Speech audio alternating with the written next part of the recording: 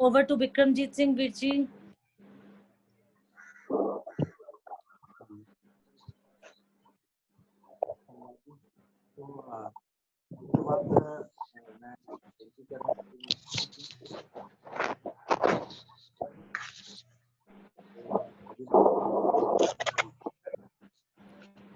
विक्रमवीर जी आवाज नहीं आ रही ਤੁਹਾਡੀ विक्रमवीर जी आवाज नहीं आ रही ਵੀਰ ਜੀ ਤੁਹਾਡੀ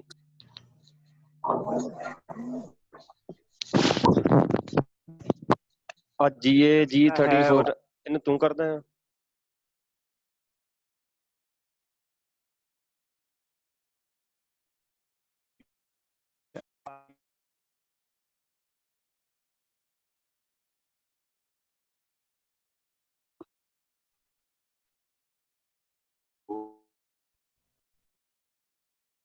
हसन जी हाँ जी वीर जी हाँ जी आ रही है जी आवाज आ हाँ जी रही है हाँ जी हाँ जी आ रही है जी तो ਅੱਜ ਦਾ ਜਿਹੜਾ ਸਾਡਾ ਮੇਨ ਵਿਸ਼ਾ ਹੈ ਸਟ੍ਰੈਸ ਮੈਨੇਜਮੈਂਟ ਜਾਂ ਤਣਾਅ ਮੁਕਤ ਜੀਵਨ ਉਹਦੇ ਤੇ ਸਾਡੇ ਛੋਟੇ ਵੀਰ ਸਰਦਾਰ ਮਨਕਰਨ ਸਿੰਘ ਜੀ ਨੋਹ ਕਲੋਨੀ ਤੋਂ ਜੋ ਪ੍ਰਧਾਨ ਵੀ ਨੇ ਜੀ ਨੋਹ ਯੂਨਿਟ ਦੇ ਤੇ ਨਾਲ ਵੀਰ ਜੀ ਬਤੌਰ ਇਹਦੇ ਵਿੱਚ ਪਾਵਰ PSPCL ਦੇ ਵਿੱਚ ਜਿਹੜਾ ਜੌਬ ਵੀ ਕਰ ਰਹੇ ਨੇ ਜੀ ਸਰਕਾਰੀ ਮਹਿਕਮੇ ਦੇ ਵਿੱਚ ਜੌਬ ਕਰ ਰਹੇ ਨੇ ਤੇ ਨਾਲ ਜਿਹੜੀਆਂ ਜਥੇਬੰਦੀ ਨੂੰ ਵੀ ਸੇਵਾਵਾਂ ਜਿਹੜੀਆਂ ਦੇ ਰਹੇ ਨੇ ਜੀ ਸੋ ਮੈਂ ਬੇਨਤੀ ਕਰਾਂਗਾ ਵੀਰ ਮਨਕਰਨ ਸਿੰਘ ਜੀ ਹੋਰਾਂ ਨੂੰ ਕਿ ਉਹ ਆਪਣਾ ਵਿਸ਼ਾ ਜਿਹੜਾ ਸਟ੍ਰੈਸ ਮੈਨੇਜਮੈਂਟ ਤਣਾਅ ਮੁਕਤ ਜੀਵਨ ਤੇ ਜੀ ਆਪਣੇ ਵਿਚਾਰ ਜਿਹੜੇ ਬੱਚਿਆਂ ਨਾਲ ਸਾਂਝੇ ਕਰਨ ਜੀ ਕਿਰਪਾ ਕਰਕੇ ਉਹਦਾ ਫੋਨ ਜਿਹੜਾ ਅਨਮਿਊਟ ਕਰ ਦਿੱਤਾ ਜਾਵੇ ਜੀ ਮਨਕਰਨ ਸਿੰਘ ਜੀ ਮਨਕਰਨ ਵੀਰੇ ਹੈਂਡ ਰੇਜ਼ ਕਰਿਓ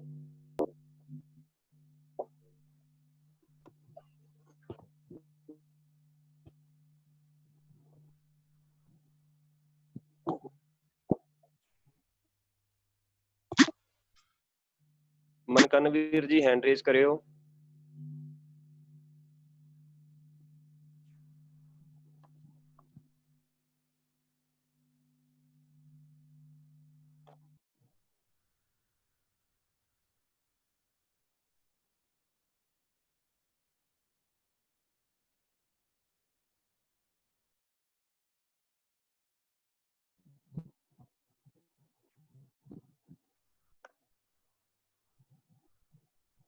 हाँ जी वीर जी आवाज आ रही है जी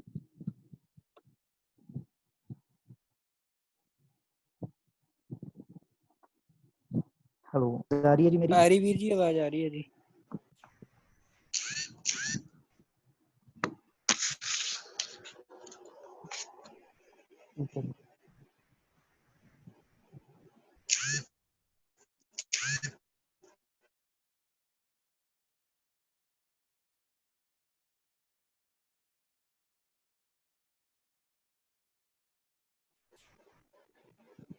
हसनप्रीत वीर जी मैं जी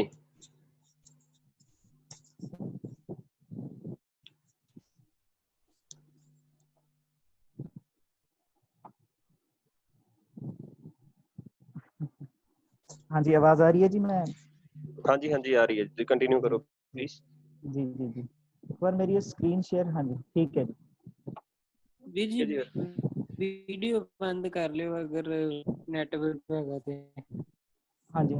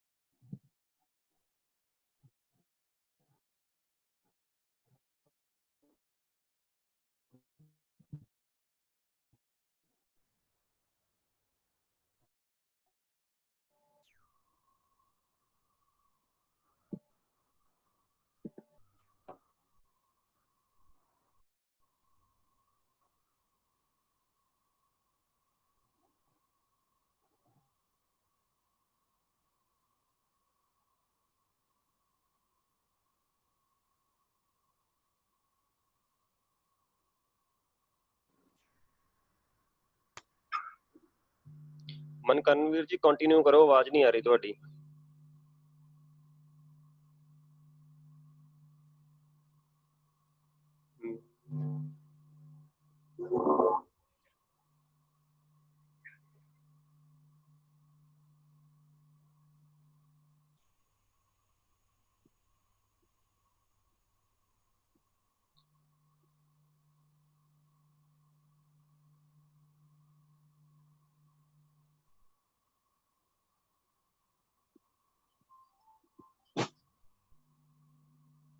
ਵਿਕਰਮਵੀਰ ਜੀ, ਮੈਨੂੰ ਲੱਗ ਰਿਹਾ ਡਿਸਕੰਟੀਨਿਊ ਹੋ ਗਏ ਨੇ ਸਾਡੇ ਨਾਲੋਂ ਜੀ।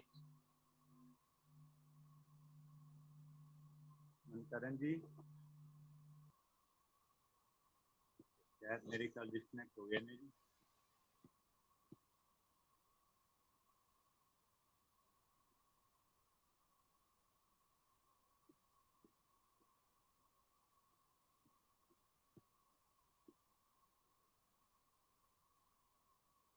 ਲੱਗਦਾ ਕਿ ਮਨਕਰਨ ਸਿੰਘ ਜੀ ਨੈਟਵਰਕ ਦੀ ਪ੍ਰੋਬਲਮ ਕਰਕੇ ਜਿਹੜਾ ਸਾਡੇ ਕੋਲ ਡਿਸਕਨੈਕਟ ਹੋ ਗਏ ਨੇ ਜੀ। ਸੋ ਮੈਂ ਉਦੋਂ ਤੱਕ ਬੇਨਤੀ ਕਰਾਂ ਵੀਰ ਹਰਜੀਤ ਸਿੰਘ ਜੀ ਹੋਰਾਂ ਨੂੰ, ਜੋ ਵਿਜੇਪੁਰ ਮੱਧ ਪ੍ਰਦੇਸ਼ ਤੋਂ ਸਾਡੇ ਨਾਲ ਜੁੜੇ ਨੇ ਜੀ। ਸੋ ਉਹ ਸਾਡੇ ਨਾਲ ਜਿਹੜੇ ਵਿਚਾਰ ਹੈ ਸਾਂਝੇ ਕਰਨ ਜੀ।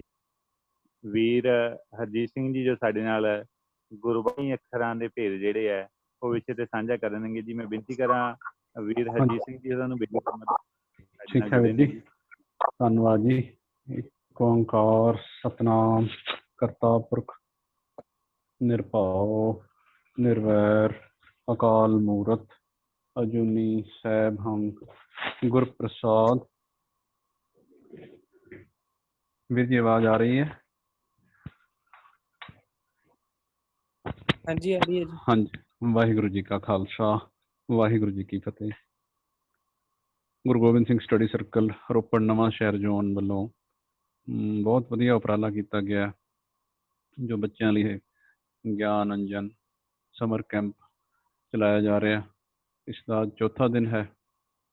ਸੋ ਇਸ ਦੇ ਵਿੱਚ ਸਾਡੀ ਅੱਜ ਦੀ ਜੋ ਹੈ ਵਿਚਾਰ ਗੁਰਬਾਣੀ ਦੇ ਬਾਰੇ, ਰਹਿਰਾਸ ਸਾਹਿਬ ਦੀ ਬਾਣੀ ਦੇ ਉੱਪਰ ਰਹੇਗੀ ਬੱਚਿਓ।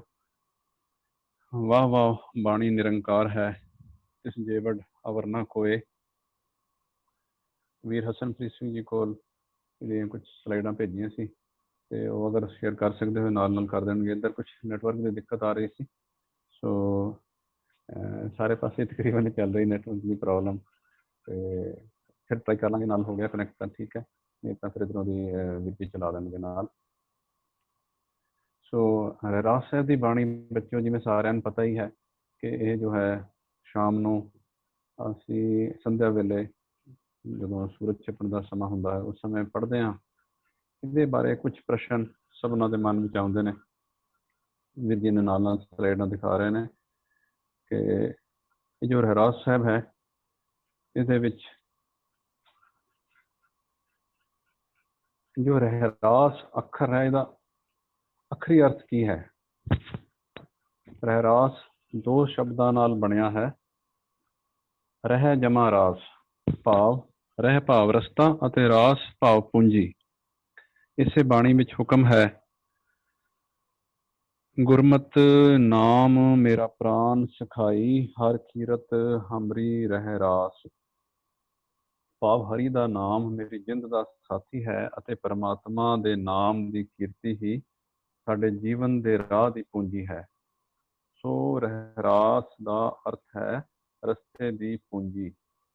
ਜਦੋਂ ਇੱਕ ਰਸਤੇ ਵਾਸਤੇ ਖਰਚਾ ਬੰਨਿਆ ਜਾਂਦਾ ਹੈ ਨਾ ਜੀ, ਵਰਕਿੰਗ ਕੈਪੀਟਲ, ਤਾਂ ਉਹ ਇਹ ਸਾਡੇ ਜੀਵਨ ਪੰਧ ਵਾਸਤੇ ਜੋ ਪਾਤਸ਼ਾਹ ਨੇ ਸਾਨੂੰ ਬਖਸ਼ਿਸ਼ ਕੀਤੀ ਹੈ, ਇੱਕ ਰਹਿਰਾਸ ਸਾਹਿਬ ਦੀ ਬਾਣੀ ਦੇ ਰੂਪ ਵਿੱਚ ਸਾਨੂੰ ਬਖਸ਼ਿਸ਼ ਕੀਤੀ ਹੈ ਜੀ। ਰਹਿਰਾਸ ਸਾਹਿਬ ਸਾਡੇ ਨਿਤਨੇਮ ਦਾ ਹਿੱਸਾ ਬਣਾਇਆ। ਇਸ ਤੋਂ ਨੈਕਸਟ ਸਲਾਈਡ ਵਾਸਤੇ ਬੇਨਤੀ ਹੈ ਜੀ, ਬਾਣੀ ਰਹਿਰਾਸ ਦਾ ਪਹਿਲਾ ਨਾਮ ਕੀ ਸੀ? ਇਸ ਬਾਣੀ ਦਾ ਪਹਿਲਾ ਨਾਮ ਸੋਦਰ ਸੀ। ਪੁਰਾਣੇ ਇਤਿਹਾਸਕ ਹਵਾਲਿਆਂ ਵਿੱਚ ਸ਼ਾਮ ਦੇ ਸਮੇਂ ਨੂੰ ਸੋਦਰ ਪੜ੍ਹਨ ਦਾ ਹੀ ਹੁਕਮ ਮਿਲਦਾ ਹੈ, ਪਰ ਭਾਈ ਨੰਦ ਲਾਲ ਜੀ ਨੇ ਇਸ ਬਾਣੀ ਬਾਬਤ ਲਿਖਦਿਆਂ ਸੋਦਰ ਦੀ ਥਾਂ ਤੇ ਰਹਿਰਾਸ ਸ਼ਬਦ ਵਰਤਿਆ ਸੀ। ਬਿਨ ਰਹਿਰਾਸ ਸਮਾਂ ਜੋ ਖੋਵੈ। ਇੰਜ ਸਹਿਜੇ ਸਹਿਜੇ ਇਸ ਬਾਣੀ ਦਾ ਨਾਮ ਰਹਿਰਾਸ ਪ੍ਰਚਲਿਤ ਹੋ ਗਿਆ। ਸੋ ਇਹ ਜੋ ਰਹਿਰਾਸ ਸਾਹਿਬ ਹੈ, ਇਸ ਦੀ ਬਣਤਰ ਕਿਵੇਂ ਦੀ ਹੈ, ਇਹਦੇ ਵਿੱਚ ਕਿਹੜੇ ਕਿਹੜੇ ਸ਼ਬਦ ਆਉਂਦੇ ਨੇ। ਨੈਕਸਟ ਸਲਾਈਡ ਜੀ। ਰਹਿਰਾਸ ਸਾਹਿਬ ਦੀ ਬਣਤਰ ਪੰਥ ਪ੍ਰਵਾਨਿਤ ਸਿੱਖ ਰਹਿਤ ਮਰਿਆਦਾ ਅਨੁਸਾਰ ਇਸ ਪ੍ਰਕਾਰ ਹੈ। ਸਭ ਤੋਂ ਪਹਿਲਾਂ ਸੋਦਰ ਦੇ 5 ਸ਼ਬਦ, ਫਿਰ ਸੋ ਪੁਰਖ ਵਾਲੇ 4 ਸ਼ਬਦ, ਫਿਰ ਬੇਨਤੀ ਚੌਪਈ ਸਾਹਿਬ ਹਮਰੀ ਕਰੋ ਹਾਥ ਤੇ ਰੱਛਾ ਤੋਂ ਲੈ ਕੇ ਖੜਗ ਕੇਤ ਮੈਂ ਸ਼ਰਨ ਤਿਹਾਰੀ ਤੱਕ, ਫਿਰ ਸਵਈਆ ਪਾਏਂਗੇ ਜਬ ਤੇ ਤੁਮਰੇ, ਫਿਰ ਦੋਹਰਾ ਸਗਲ ਦੁਆਰ ਕੋ ਛਾੜ ਕੇ। ਉਪਰੰਤ ਆਨੰਦ ਸਾਹਿਬ ਦੀਆਂ ਪਹਿਲੀਆਂ 5 ਅਤੇ ਅਖੀਰਲੀ ਇੱਕ ਪੌੜੀ ਆਨੰਦ ਸੁਣੋ ਵਡਭਾਗੀ ਹੋ ਵਾਲੀ। ਉਪਰੰਤ ਮੁੰਦਾਮਣੀ ਥਾਲ ਵਿੱਚ 3 ਵਸਤੂ ਪਈਓ। ਉਪਰੰਤ ਸ਼ਲੋਕ ਮਹੱਲਾ 5ਵਾਂ ਤੇਰਾ ਕੀਤਾ ਜਾਤੋ ਨਾਹੀ ਮੈਨੋ ਜੋਗ ਕੀ ਤੋਈ। ਇਹ ਪੜ੍ਹ ਕੇ ਸਮਾਪਤੀ ਕੀਤੀ ਜਾਂਦੀ ਹੈ। ਇਸ ਤੋਂ ਬਾਅਦ ਆਪ ਦੇਖੋਗੇ ਨੈਕਸਟ ਸਲਾਈਡ ਜੀ। ਕੁਝ ਗੁਟਕਿਆਂ ਵਿੱਚ ਰਹਿਰਾਸ ਦਾ ਸਰੂਪ ਵੱਖਰਾ ਵੱਖਰਾ ਮਿਲਦਾ ਹੈ। ਇੰਜ ਕਿਉਂ ਹੈ? ਨੈਕਸਟ ਸਲਾਈਡ ਜੀ। ਕੁਝ ਗੁਟਕਿਆਂ ਵਿੱਚ ਜੋ ਇਹ ਅਲੱਗ-ਅਲੱਗ ਸਾਨੂੰ ਸਰੂਪ ਦੇਖਣ ਨੂੰ ਮਿਲਦਾ ਹੈ, ਉਹਦੇ ਬਾਰੇ ਇਹ ਵਿਚਾਰ ਦਿੱਤੀ ਜਾਂਦੀ ਹੈ ਕਿ ਗੁਰੂ ਗੋਬਿੰਦ ਸਿੰਘ ਜੀ ਦੇ ਜੋਤੀ ਜੋਤ ਸਮਾਉਣ ਉਪਰੰਤ ਬਹੁਤ ਸਾਰਾ ਸਮਾਂ ਸਿੱਖਾਂ ਨੇ ਜੰਗਲਾਂ ਵਿੱਚ ਹੀ ਗੁਜ਼ਾਰਿਆ ਅਤੇ ਸਾਰਾ ਪੰਥ ਖੇਰੂ ਖੇਰੂ ਹੋ ਗਿਆ। ਇਸ ਸਮੇਂ ਦੌਰਾਨ ਰਹਿਰਾਸ ਦੇ ਉੱਪਰ ਦੱਸੇ ਸਰੂਪ ਦੇ ਨਾਲ ਨਾਲ ਕੁਝ ਸੱਜਣਾ ਨੇ ਜਿਹੜੇ ਸ਼ਬਦ ਕੰਠ ਸਨ, ਉਹ ਸ਼ਬਦ ਬਾਣੀ ਦੇ ਆਰੰਭ ਵਿੱਚ ਅਤੇ ਅੰਤ ਵਿੱਚ ਪੜ੍ਹਨੇ ਸ਼ੁਰੂ ਕਰ ਦਿੱਤੇ। ਸਹਿਜੇ ਸਹਿਜੇ ਵੱਖ-ਵੱਖ ਥਾਵਾਂ ਤੇ ਛਾਪਾਖਾਨਾ ਸ਼ੁਰੂ ਹੋਣ ਤੇ ਉਹ ਸਰੂਪ ਛਪਣ ਲੱਗ ਗਿਆ। ਪਰ 1925 ਵਿੱਚ ਜਦੋਂ ਪੰਥ ਪ੍ਰਵਾਨਿਤ ਸਿੱਖ ਰਹਿਤ ਮਰਿਆਦਾ ਨੂੰ ਸਪਸ਼ਟ ਕਰਨ ਲਈ ਸ਼੍ਰੋਮਣੀ ਗੁਰਦੁਆਰਾ ਪ੍ਰਬੰਧਕ ਕਮੇਟੀ ਵੱਲੋਂ ਉਪਰਾਲੇ ਕੀਤੇ ਗਏ ਤਾਂ ਉੱਪਰ ਲਿਖੇ ਸਰੂਪ ਨੂੰ ਹੀ ਪ੍ਰਵਾਨ ਕੀਤਾ ਗਿਆ। ਜਿਵੇਂ ਦੱਸਿਆ ਨਾ ਜੀ, ਸੋਦਰ ਸੋ ਪੁਰਖ ਵਾਲੇ ਸ਼ਬਦ ਤੇਰਾ ਕੀਤਾ ਜਾਤੋ ਨਾਹੀ ਤੱਕ, ਸਾਨੂੰ ਸਭਨਾਂ ਨੂੰ ਸੰਗਤ ਰੂਪ ਵਿੱਚ ਇਸੇ ਹੀ ਸਰੂਪ ਦਾ ਪਾਠ ਕਰਨਾ ਚਾਹੀਦਾ। ਹਾਂ, ਨਿੱਜੀ ਤੌਰ ਤੇ ਕੋਈ ਜਿੰਨੀ ਮਰਜ਼ੀ ਵੱਧ ਬਾਣੀ ਪੜ੍ਹ ਲਵੇ, ਜਿਹੜਾ ਮਰਜ਼ੀ ਸ਼ਬਦ ਪੜ੍ਹ ਲਵੇ, ਮੁਬਾਰਕ ਹੈ। ਵੀਰ ਹਸਨਪ੍ਰੀਤ ਸਿੰਘ ਜੀ ਜੇ ਆਵਾਜ਼ ਸੁਣ ਰਹੇ ਹੋਣ ਤੇ ਕਿਰਪਾ ਪੂਰਵਕ ਅਗਰ ਸਲਾਈਡਾਂ ਨਾਲ ਸਕਰੀਨ ਸ਼ੇਅਰਿੰਗ ਕਰਕੇ ਦਿਖਾ ਦੇਣ, ਥੋੜਾ ਜਿਹਾ ਬੱਚਿਆਂ ਨੂੰ ਸੁਖਾਲਾ ਹੋ ਜਾਊਗਾ। ਆਵਾਜ਼ ਆ ਰਹੀ ਵੀਰ ਜੀ?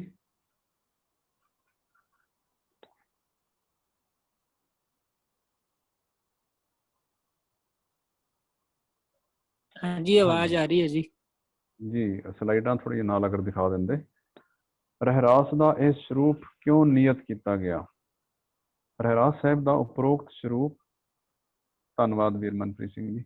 ਰਹਿਰਾਸ ਸਾਹਿਬ ਜੀ ਦਾ ਇਹ ਉਪਰੋਕਤ ਸਰੂਪ ਜੋ ਹੈ ਸ੍ਰੀ ਗੁਰੂ ਗ੍ਰੰਥ ਸਾਹਿਬ ਜੀ ਅਨੁਸਾਰ ਹੀ ਹੈ।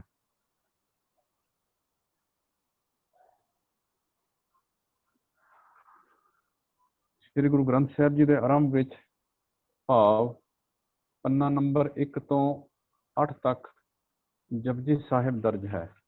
ਉਪਰੰਤ ਨਾਲ ਹੀ ਸੋਦਰ ਦੇ 5 ਸ਼ਬਦ ਤੇ ਸੋ ਪੁਰਖ ਦੇ 4 ਸ਼ਬਦ ਦਰਜ ਹਨ। ਅੰਗ ਨੰਬਰ 1 ਤੋਂ 13 ਤੱਕ ਨਿਤਨੇਮ ਦੀਆਂ ਬਾਣੀਆਂ ਹੀ ਦਰਜ ਹਨ ਅਤੇ ਅੰਗ ਨੰਬਰ 14 ਤੋਂ 1357 ਤੱਕ 31 ਰਾਗਾਂ ਦੇ ਵਿੱਚ ਸ਼ਬਦ ਦਰਜ ਹਨ। ਚੌਪਈ ਸਾਹਿਬ ਤੋਂ ਬਾਅਦ ਫਿਰ ਆਨੰਦ ਸਾਹਿਬ 6 ਪੌੜੀ ਅਤੇ ਉਪਰੰਤ ਸ੍ਰੀ ਗੁਰੂ ਗ੍ਰੰਥ ਸਾਹਿਬ ਜੀ ਦੇ ਤੇ ਅੰਤ ਵਿੱਚ ਦਰਜ ਮੁੰਦਾਵਣੀ ਤੇ ਸ਼ਲੋਕ ਮਹੱਲਾ 5ਵਾਂ ਦਰਜ ਕੀਤੇ ਹਨ। ਇਸ ਪ੍ਰਕਾਰ ਰਹਿਰਾਸ ਸਾਹਿਬ ਜੀ ਦਾ ਸਰੂਪ ਜੋ ਹੈ, ਪੰਥ ਨੇ ਪੂਰੀਆਂ ਪੰਥ ਦੀਆਂ ਜਿਹੜੀਆਂ ਸੰਪਰਦਾਵਾਂ ਸਭਨਾਂ ਨੇ ਬੈਠ ਕੇ ਬਹੁਤ ਦੀਰਘ ਵਿਚਾਰਾਂ ਦੇ ਨਾਲ ਇਹ ਨਿਯਤ ਕੀਤਾ ਹੈ ਜੀ। ਫਿਰ ਆਉਂਦਾ ਜੀ ਸੋਦਰ ਵਾਲਾ ਸ਼ਬਦ ਜਪਜੀ ਸਾਹਿਬ ਦੀ 27ਵੀਂ ਪੌੜੀ ਵਿੱਚ ਵੀ ਆਉਂਦਾ ਹੈ। ਨੈਕਸਟ ਜੀ। ਤੇ ਰਹਿਰਾਸ ਸਾਹਿਬ ਦਾ ਪਹਿਲਾ ਸ਼ਬਦ ਵੀ ਇਹੀ ਹੈ ਅਤੇ ਦੋਹਾਂ ਦੇ ਵੱਖ-ਵੱਖ ਅੰਤਰ ਵੀ ਹਨ। ਇੰਜ ਕਿਉਂ ਹੈ? ਜਪਜੀ ਸਾਹਿਬ ਕਿਸੇ ਰਾਗ ਦੇ ਵਿੱਚ ਉਚਾਰਨ ਕੀਤੀ ਗਈ ਬਾਣੀ ਨਹੀਂ ਹੈ, ਰਾਗ ਰਹਿਤ ਬਾਣੀ ਹੈ, ਜਦਕਿ ਰਹਿਰਾਸ ਸਾਹਿਬ ਵਿੱਚ ਪੜ੍ਹਿਆ ਜਾਣ ਵਾਲਾ ਸੋਦਰ ਦਾ ਸ਼ਬਦ ਰਾਗ ਆਸਾ ਵਿੱਚ ਹੈ। ਇਸ ਲਈ ਦੋਹਾਂ ਸ਼ਬਦਾਂ ਦੀ ਬਣਤਰ ਵਿੱਚ ਕੁਝ ਫਰਕ ਹੈ। ਕੁੱਲ ਮਿਲਾ ਕੇ ਭਾਵ ਅਰਥ ਇੱਕੋ ਜਿਹੇ ਹੀ ਹਨ।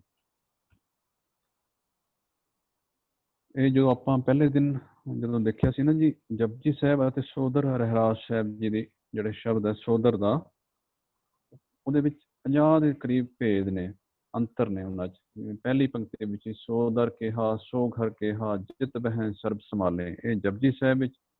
ਤੇ ਰਹਿਰਾਸ ਸਾਹਿਬ 'ਚ ਆਉਂਦਾ ਸੋ ਦਰ ਤੇਰਾ ਕਿਹਾ, ਸੋ ਘਰ ਕਿਹਾ, ਜਿਤ ਬਹਿ ਸਰਬ ਸੰਭਾਲੇ।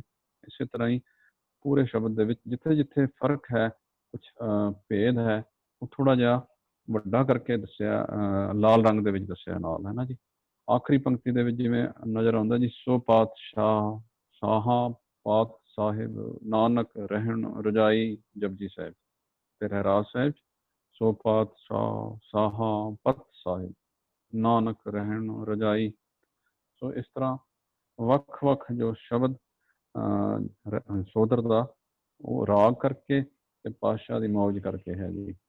ਸੋ ਨੈਕਸਟ ਜੀ, ਰਹਿਰਾਸ ਸਾਹਿਬ ਦੇ ਪਹਿਲੇ ਸ਼ਬਦ ਸੋ ਦਰ ਅਨੁਸਾਰ ਕੌਣ ਕੌਣ ਵਾਹਿਗੁਰੂ ਨੂੰ ਗਾ ਰਹੇ ਹਨ।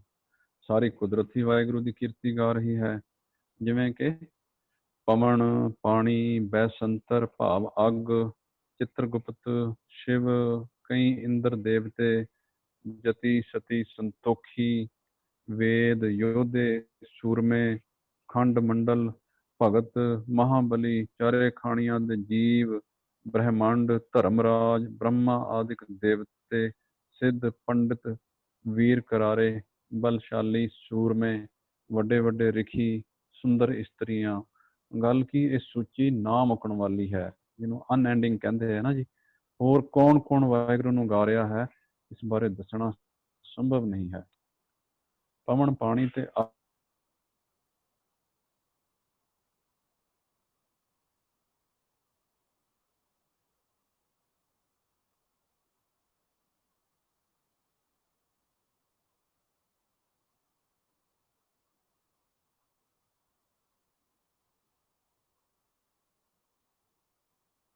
ਇਹਦਾ ਭਾਵ ਹੈ ਜੰਮਣਾ ਅਤੇ ਜਾਸੀ ਹੈ ਮਰਨਾ। ਸੋ ਸਮੁੱਚਾ ਅਰਥ ਹੈ ਕਿ ਵਾਹਿਗੁਰੂ ਨਾ ਜੰਮਦਾ ਹੈ ਤੇ ਨਾ ਮਰਦਾ ਹੈ। ਨੈਕਸਟ ਜੀ, ਸੋ ਦਰ ਦੇ ਸਮੁੱਚੇ ਸ਼ਬਦ ਤੋਂ ਸਾਨੂੰ ਕੀ ਪ੍ਰੇਰਨਾ ਮਿਲਦੀ ਹੈ। ਸੋ ਦਰ ਦੇ ਸਮੁੱਚੇ ਸ਼ਬਦ ਤੋਂ ਸਾਨੂੰ ਪ੍ਰੇਰਨਾ ਮਿਲਦੀ ਹੈ ਕਿ ਜੇ ਸਾਰੀ ਸ੍ਰਿਸ਼ਟੀ, ਖੰਡ ਬ੍ਰਹਿਮੰਡ, ਖਾਣੀਆਂ ਦੇ ਜੀਵ ਤੇ ਸਮੁੱਚੀ ਕਾਇਨਾਤ ਉਸ ਅਕਾਲ ਪੁਰਖ ਨੂੰ ਗਾ ਰਹੀ ਹੈ, ਭਾਵ ਉਸ ਦੀ ਰਜ਼ਾ ਵਿੱਚ ਤੁਰ ਰਹੀ ਹੈ, ਤਾਂ ਆਏ ਮੇਰੇ ਮਨ, ਤੂੰ ਵੀ ਵਾਹਿਗੁਰੂ ਦੀ ਰਜ਼ਾ ਵਿੱਚ ਰਹਿ ਅਤੇ ਉਸ ਦਾ ਭਾਣਾ ਮਿੱਠਾ ਕਰਕੇ ਮੰਨ। ਫਿਰ ਜੀ ਸਮੇਂ ਦਾ ਮੈਨੂੰ ਦੱਸ ਦੇਣਾ, ਕਿਉਂਕਿ ਵੀਰ ਮਨਕਰਨ ਸਿੰਘ ਜੀ ਵੀ ਆ ਗਏ ਨੇ, ਹੈਂਡ ਰੇਜ਼ ਕੀਤਾ ਉਹਨਾਂ ਨੇ। ਸੋ ਇੱਕ ਅੱਧਾ ਮਿੰਟ ਪਹਿਲਾਂ ਚਾਹੇ ਤੁਸੀਂ ਇਸ਼ਾਰਾ ਕਰ ਦੇਣਾ ਜੀ।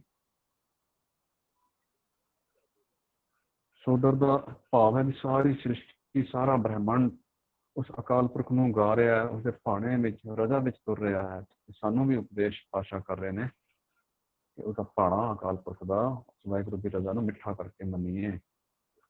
ਵੀਰ ਜੀ ਥੋੜਾ ਜਿਹਾ ਸਲਾਈਡਾਂ ਨਾਲ ਨਾਲ ਅੱਗੇ ਵਧਾ ਦਿਓ, ਵੀਰ ਹਸਨਪ੍ਰੀਤ ਸਿੰਘ ਜੀ। ਸੋਦਰ ਸ਼ਬਦ ਦਾ ਠੀਕ ਉਚਾਰਨ ਕੀ ਹੈ? ਅਸੀਂ ਆਮ ਕਰਕੇ ਥੋੜਾ ਜਿਹਾ ਇਹਦੇ ਚ ਮੁਗਾਲਤਾ ਕਰ ਜਾਂਦੇ ਹਾਂ। ਸੋ ਅਤੇ ਦਰ ਦੋ ਸ਼ਬਦ ਹਨ, ਇਹਨਾਂ ਦੋਹਾਂ ਸ਼ਬਦਾਂ ਨੂੰ ਅਲੱਗ ਅਲੱਗ ਉਚਾਰਨ ਕਰਨਾ ਚਾਹੀਦਾ ਹੈ। ਜਿਵੇਂ ਸੋ ਦਰ, ਜਿੱਥੇ ਵੀ ਇਹ ਲੱਗਾ ਮਾਤਰਾ ਆਉਂਦੀਆਂ ਨੇ, ਜਿੰਨੀਆਂ ਲਿਖੀਆਂ ਨੇ ਉਵੇਂ ਹੀ ਪੜ੍ਹਨੀਆਂ ਗਾਉਣੀਆਂ ਹਨ ਜੀ। ਆਪਣੇ ਕੋਲੋਂ ਅਸੀਂ ਕੋਈ ਐਕਸਟਰਾ ਨਹੀਂ ਲਾਉਣਾ ਜੀ, ਠੀਕ ਹੈ ਜੀ। ਜਿੱਥੇ ਵੀ ਔਂਕੜ ਵੀ ਆਉਂਦੀ ਹੈ, ਔਂਕੜ ਦਾ ਵੀ ਉਚਾਰਨ ਕਰਕੇ ਵੇਖੋ ਜੀ। ਇਹ ਆਪ ਜਿਵੇਂ ਇੱਕ ਅਰਥ ਭਾਵ ਦਾ ਸਪਸ਼ਟ ਕਰੇਗਾ। ਤੇਰਾ ਖੇਤਾ ਕੇਵੜ ਚੀਰਾ ਤੋਂ ਕੀ ਭਾਵ ਹੈ? ਚੀਰਾ ਦਾ ਅਰਥ ਹੈ ਵਿਸਤਾਰ। ਪਾਤਸ਼ਾਹ ਦਾ ਫਰਮਾਨ ਹੈ ਕਿ ਕੋਈ ਵੀ ਜੀਵ ਇਹ ਨਹੀਂ ਜਾਣਦਾ ਕਿ ਅਕਾਲ ਪੁਰਖ ਦਾ ਕਿਤਨਾ ਵੱਡਾ ਵਿਸਤਾਰ ਹੈ। ਉਹ ਮਾਨੋ ਇੱਕ ਡੂੰਘਾ ਸਮੁੰਦਰ ਹੈ, ਗਹਿਰ, ਵੱਡੇ ਜਿਗਰੇ ਵਾਲਾ, ਭਾਵ ਗੰਭੀਰਾ ਅਤੇ ਬੇਅੰਤ ਗੁਣਾ ਵਾਲਾ ਹੈ, ਗੁਣੀ ਗਹੀਰਾ। ਸੋ ਤੇਰਾ ਕੇਤਾ ਕੇਵੜ ਚੀਰਾ, ਯਾਨੀ ਕਿ ਉਸਦੀ ਉਪਮਾ ਤੋਂ ਬਲਿਹਾਰ ਜਾਂਦੇ ਹਨ। ਸਭ ਸੁਰਤੀ ਮਿਲੇ ਸੁਰਤ ਕਮਾਈ ਦਾ ਕੀ ਭਾਵ ਹੈ? ਪੁਰਾਣੇ ਸਮੇਂ ਵਿੱਚ ਸਿੱਧਾ ਤੇ ਜੋਗੀਆਂ ਅਤੇ ਹੋਰ ਮਨੁੱਖਾਂ ਵਿੱਚ ਬੜਾ ਚਾਅ ਹੁੰਦਾ ਸੀ ਕਿ ਉਹ ਵਾਹਿਗੁਰੂ ਦੀ ਸਮੁੱਚੀ ਕਾਇਨਾਤ ਦਾ ਅੰਤ ਲੱਭਣ ਤੇ ਇਸ ਦਾ ਪਰਲਾ ਬੰਨਾ ਲੱਭਣ। ਇਸ ਲਈ ਅਨੇਕਾਂ ਸੁਰਤਿਆਂ ਭਾਵ ਜੋਗੀਆਂ ਨੇ ਸੁਰਤੀ ਜੋੜ ਕੇ ਧਿਆਨ ਜੋੜਨ ਦਾ ਯਤਨ ਕੀਤਾ, ਪਰ ਕੋਈ ਵੀ ਇਸ ਦੀ ਵਡਿਆਈ ਦਾ ਇੱਕ ਤਿਲ ਜਿੰਨਾ ਹਿੱਸਾ ਵੀ ਨਹੀਂ ਲੱਭ ਸਕਿਆ। ਕਰਮ ਮਿਲੈ ਨਾ ਹੀ ਠਾਕ ਰਹਾਈਆਂ ਤੋਂ ਕੀ ਭਾਵ ਹੈ? ਕਰਮ ਦਾ ਭਾਵ ਹੈ ਬਖਸ਼ਿਸ਼। ਜਿਸ ਕਿਸੇ ਨੂੰ ਵਾਹਿਗੁਰੂ ਦੀ ਬਖਸ਼ਿਸ਼ ਹੋਈ ਹੈ ਉਸ ਦੀਆਂ ਪ੍ਰਾਪਤੀਆਂ ਦੇ ਰਾਹ ਵਿੱਚ ਕੋਈ ਵੀ ਰੋਕ ਨਹੀਂ ਪਾ ਸਕਿਆ। ਕਰਮ ਮਿਲੈ ਨਾ ਹੀ ਠਾਕ ਰਹਾਈਆਂ। ਮਨੁੱਖ ਦੀ ਆਤਮਿਕ ਮੌਤ ਕਦੋਂ ਹੁੰਦੀ ਹੈ? ਜਿਉਂ-ਜਿਉਂ ਮਨੁੱਖ ਪਰਮਾਤਮਾ ਦਾ ਨਾਮ ਸਿਮਰਦਾ ਹੈ ਤਿਉਂ-ਤਿਉਂ ਉਸਦੇ ਅੰਦਰ ਜੀਵਨ ਪੈਦਾ ਹੁੰਦਾ ਹੈ। ਆਖਾ ਜੀਵਾ।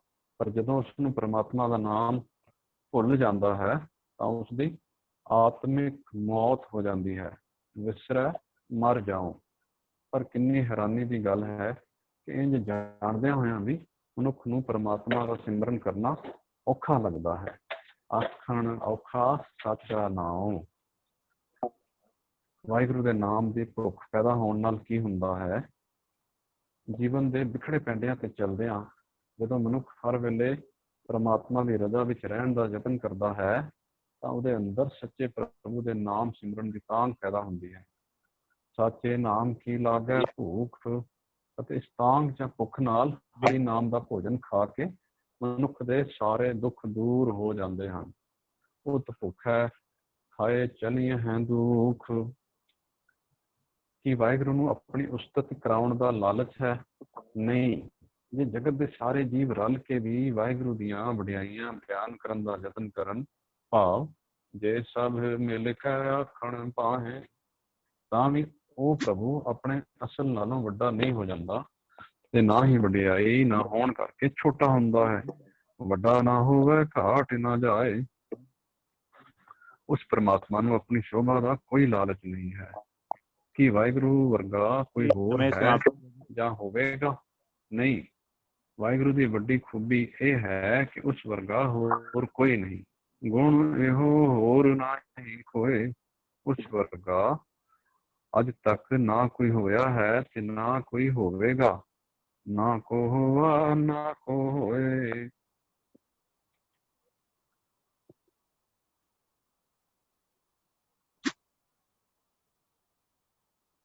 ਹਾਂਜੀ ਵੀਰ ਜੀ, ਹਰਜੀਤ ਵੀਰ ਜੀ, ਸਮਾਪਤੀ ਹੈ ਜੀ ਸਮੇਂ ਦੀ। ਤੇ ਬਹੁਤ ਬਹੁਤ ਧੰਨਵਾਦ, ਆਪ ਜੀ ਨੇ ਬੜਾ ਕੀਮਤੀ ਸਮੇਂ ਦਿੱਤਾ ਜੀ। ਤੇ ਹੁਣ ਮੈਂ ਬੇਨਤੀ ਕਰਾਂ, ਅੱਜ ਦੇ ਜਿਹੜਾ ਮੁੱਖ ਵਿਸ਼ਾ ਹੈ ਸਾਡਾ ਸਟ੍ਰੈਸ ਮੈਨੇਜਮੈਂਟ, ਤਣਾਅ ਮੁਕਤ ਜਾਂ ਤਣਾਅ ਰਹਿਤ ਜੀਵਨ, ਉਹਦੇ ਤੇ ਸਰਦਾਰ ਮਨਕਰਨ ਸਿੰਘ ਜੀ ਸਾਡੇ ਨਾਲ ਜੁੜ ਚੁੱਕੇ ਨੇ। ਮੈਂ ਬੇਨਤੀ ਕਰਾਂ ਮਨਕਰਨ ਸਿੰਘ ਜੀ ਹੋਰਾਂ ਨੂੰ ਕਿ ਉਹ ਕਿਰਪਾ ਕਰਕੇ ਜਿਹੜਾ ਆਪਣਾ ਵਿਸ਼ਾ ਹੈ ਉਹ ਸ਼ੁਰੂ ਕਰਨ ਜੀ। ਵੀਰ ਮਨਕਰਨ ਸਿੰਘ ਜੀ ਨੂੰਹਾਂ ਤੋਂ। ਹਾਂਜੀ ਵੀਰ ਜੀ, ਵਾਹਿਗੁਰੂ ਜੀ ਕਾ ਖਾਲਸਾ, ਵਾਹਿਗੁਰੂ ਜੀ ਕੀ ਫਤਿਹ। ਹੁਣ ਆਵਾਜ਼ ਆ ਰਹੀ ਹੈ ਵੀਰ ਜੀ? ਇੱਕ ਵਾਰ ਦੱਸ ਦਿਓ ਤਾਂ ਮੈਂ। ਆ ਰਹੀ ਹੈ ਜੀ, ਆ ਰਹੀ ਹੈ ਜੀ ਜੀ ਜੀ। ਤਾਂ ਸਭ ਤੋਂ ਪਹਿਲਾਂ ਤਾਂ ਵੀਰ ਜੀ ਹੁਣਾਂ ਦਾ ਬਹੁਤ ਬਹੁਤ ਧੰਨਵਾਦ, ਜੋ ਅੱਜ ਦਾ ਇਹ ਜਿਹੜਾ ਵਿਸ਼ਾ ਹੈ ਉਹ ਆਪ ਜੀ ਨੇ ਮੈਨੂੰ ਬੋਲਣ ਦਾ ਮੌਕਾ ਦਿੱਤਾ ਇਸ ਗਿਆਨ ਅੰਜਨ ਸਮਰ ਕੈਂਪ ਦੇ ਵਿੱਚ। ਬਾਕੀ ਸਾਰੇ ਵਿਦਿਆਰਥੀਆਂ ਦਾ, ਵੱਡੇ ਵੀਰਾਂ ਦਾ ਬਹੁਤ ਬਹੁਤ ਧੰਨਵਾਦ ਤੇ ਸਵਾਗਤ ਹੈ। ਸਕਰੀਨ शेयर में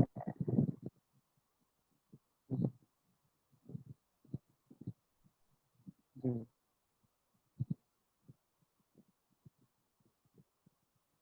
हाँ जी वीर जी, स्क्रीन शेयर हो रही है वीर जी? हाँ जी, हो गया जी। हाँ जी ਹਾਂਜੀ ਵੀਰ ਜੀ, ਹਾਂਜੀ ठीक है वीर जी। ਤਾਂ ਜਿਹੜਾ ਅੱਜ ਦਾ ਮੇਰਾ ਵਿਸ਼ਾ ਹੈ ਜੀ, ਸਟ੍ਰੈਸ ਮੈਨੇਜਮੈਂਟ, ਤਣਾਅ ਰਹਿਤ ਜੀਵਨ ਤੋਂ ਮੁਕਤੀ।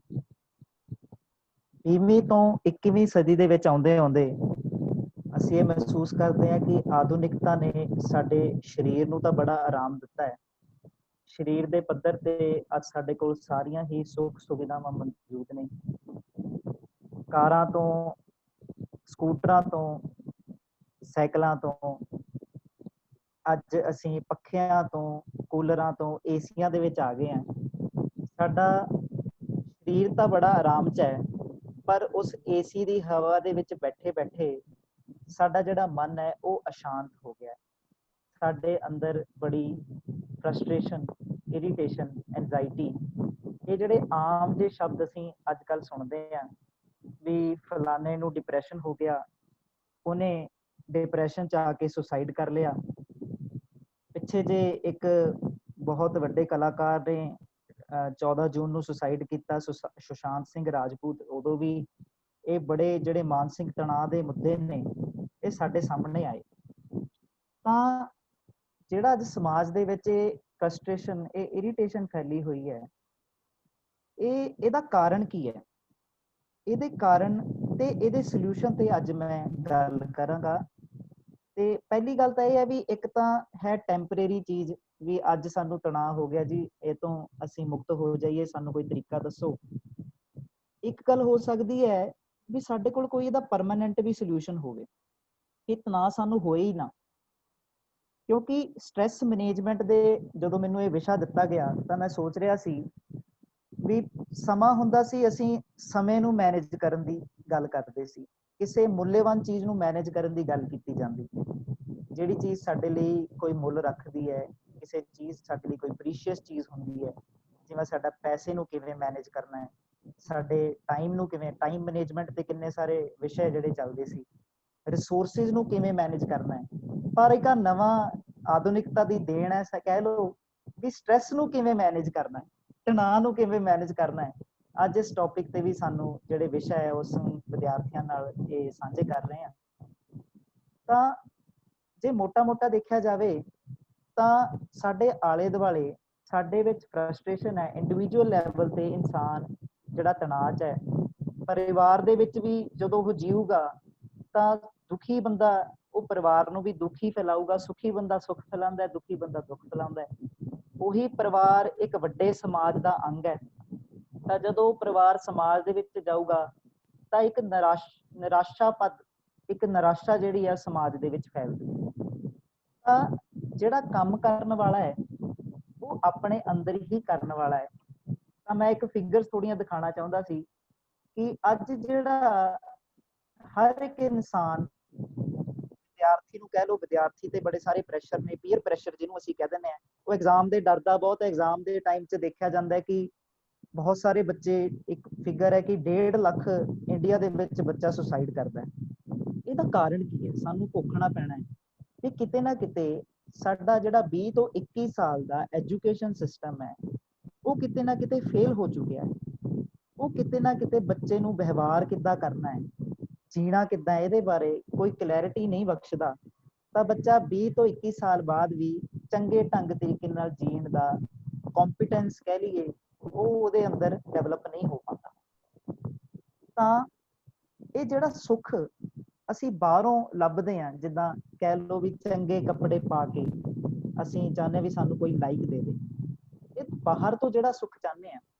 ਕੀ ਸੁੱਖ ਬਾਹਰ ਤੋਂ ਮਿਲਣ ਦਾ ਵਿਸ਼ਾ ਹੈ ਕਿ ਸੁੱਖ ਅੰਦਰੋਂ ਮਿਲਦਾ? ਆ ਸਾਨੂੰ ਦੇਖਣਾ ਪਊਗਾ ਕਿ ਜਿੱਥੇ ਆਪਾਂ ਇੰਨੇ ਸਾਰੇ ਸੁਸਾਈਡ ਕਰ ਰਹੇ ਹਾਂ, ਬੱਚੇ ਅੱਜ ਮੀਡੀਆ ਦਾ ਪ੍ਰੈਸ਼ਰ ਲੈ ਰਹੇ ਨੇ ਜਾਂ ਐਗਜ਼ਾਮ ਦਾ ਪ੍ਰੈਸ਼ਰ ਲੈ ਰਹੇ ਨੇ, ਇਹਦਾ ਕਾਰਨ ਕੀ ਹੈ? ਜਾਂ ਉਹ ਕੱਪੜੇ ਪਾ ਕੇ ਖੁਸ਼ ਹੋਣਾ ਚਾਹੁੰਦੇ ਨੇ। ਸੋਸ਼ਲ ਮੀਡੀਆ ਤੇ ਅੱਜ ਦੇਖਿਆ ਜਾਂਦਾ ਹੈ ਕਿ ਕੋਈ ਵਧੀਆ ਫੋਟੋ ਪਾ ਲੈਂਦਾ, ਸਾਨੂੰ ਲੱਗਦਾ ਸਾਰੀ ਦੁਨੀਆ ਸੁਖੀ ਹੈ, ਮੈਂ ਹੀ ਦੁਖੀ ਹੋਇਆ ਪਿਆ। ਤਾਂ ਇਹ ਜਿਹੜੀ ਹੋੜ ਹੈ ਇਹ ਵੀ ਸਾਨੂੰ ਕਿਤੇ ਨਾ ਕਿਤੇ ਡਿਪਰੈਸ਼ਨ ਵੱਲ, ਐਂਜ਼ਾਈਟੀ ਵੱਲ ਲੈ ਕੇ ਜਾ ਰਹੀ ਹੈ। ਤਾਂ ਸਾਨੂੰ ਸੋਚਣਾ ਪਊਗਾ ਕਿ ਇਹ ਜਿਹੜੇ ਸਟ੍ਰੈਸ ਦੇ ਕਾਰਨ ਨੇ ਇਹ ਮੈਂ ਖੁਦ ਤਾਂ ਨਹੀਂ ਬਣਾਏ ਹੋਏ, ਮੈਨੂੰ ਬਾਹਰ ਤੋਂ ਸਨਮਾਨ ਲੈਣ ਦੀ ਕਿਤੇ ਭੁੱਖ ਤਾਂ ਨਹੀਂ, ਮੈਂ ਬਾਹਰ ਤੋਂ ਐਪਰੀਸ਼ੀਏਸ਼ਨ ਤਾਂ ਨਹੀਂ ਚਾਹੁੰਦਾ ਵੀ ਬਹੁਤ ਲੋਕ ਮੈਨੂੰ ਚੰਗਾ ਕਹਿੰਦੇ ਕਿ ਮੈਨੂੰ ਅਸੈਪਟ ਕਰਿਆ ਜਾਵੇ ਸਮਾਜ ਦੇ ਵਿੱਚ। ਇਹ ਜਿਹੜੇ ਕਾਰਨ ਨੇ ਇਹੀ ਸਾਡੇ ਦੁੱਖ ਦਾ, ਸਾਡੇ ਸਟ੍ਰੈਸ ਦਾ ਬਹੁਤਾ ਵੱਡਾ ਜਿਹੜਾ ਪਾਰਟ ਹੈ ਉਹ ਇਹੀ ਹੈ। ਤਾਂ ਜੇ ਗੱਲ ਕੀਤੀ ਜਾਵੇ ਤਾਂ ਸੁੱਖ, ਜੇ ਸਟ੍ਰੈਸ ਤੋਂ ਬਚਣਾ ਹੈ, ਦੁੱਖ ਤੋਂ ਬਚਣਾ ਹੈ, ਤਾਂ ਸੁਖੀ ਕਿੱਦਾਂ ਹੋਇਆ ਜਾਵੇ? ਸਾਨੂੰ ਇਹ ਆਵੇ ਹੀ ਨਾ ਸਟ੍ਰੈਸ। ਤਾਂ ਇਹਦੇ ਲਈ ਅਸੀਂ ਕੀ ਕਰ ਸਕਦੇ ਹਾਂ? ਇਹਦੇ ਲਈ ਸੁੱਖ ਨੂੰ ਸਮਝਣਾ ਪਊਗਾ। ਸੁੱਖ ਕੀ ਹੈ? ਮੈਂ ਖੁਦ ਵੀ ਸੁਖੀ ਹੋ ਸਕਦਾ ਹੈ। ਕੀ ਸੁੱਖ ਬਾਹਰ ਤੋਂ ਮਿਲਣ ਵਾਲੀ ਚੀਜ਼ ਹੈ? ਕੀ ਸਾਡਾ ਸੁੱਖ ਸਾਡੇ ਤੇ ਨਿਰਭਰ ਕਰਦਾ ਹੈ ਕਿ ਸਾਡਾ ਰਿਮੋਟ ਕੰਟਰੋਲ ਸਾਡੇ ਹੱਥ ਵਿੱਚ ਹੈ ਕਿ ਨਹੀਂ, ਇਹਦੇ ਬਾਰੇ ਸਾਨੂੰ ਸੋਚਣਾ ਪਊਗਾ। ਸਾਨੂੰ ਕੋਈ ਵਧੀਆ ਕਹਿ ਦਿੰਦਾ ਵੀ ਹਾਂਜੀ ਜੀ ਤੁਸੀਂ ਬਹੁਤ ਵਧੀਆ ਲਿਖਦੇ ਹੋ, ਤੁਸੀਂ ਬੋਲਦੇ ਬਹੁਤ ਸੋਹਣਾ, ਤਾਂ ਅਸੀਂ ਈਗੋ 'ਚ ਆ ਜਾਂਦੇ ਹਾਂ।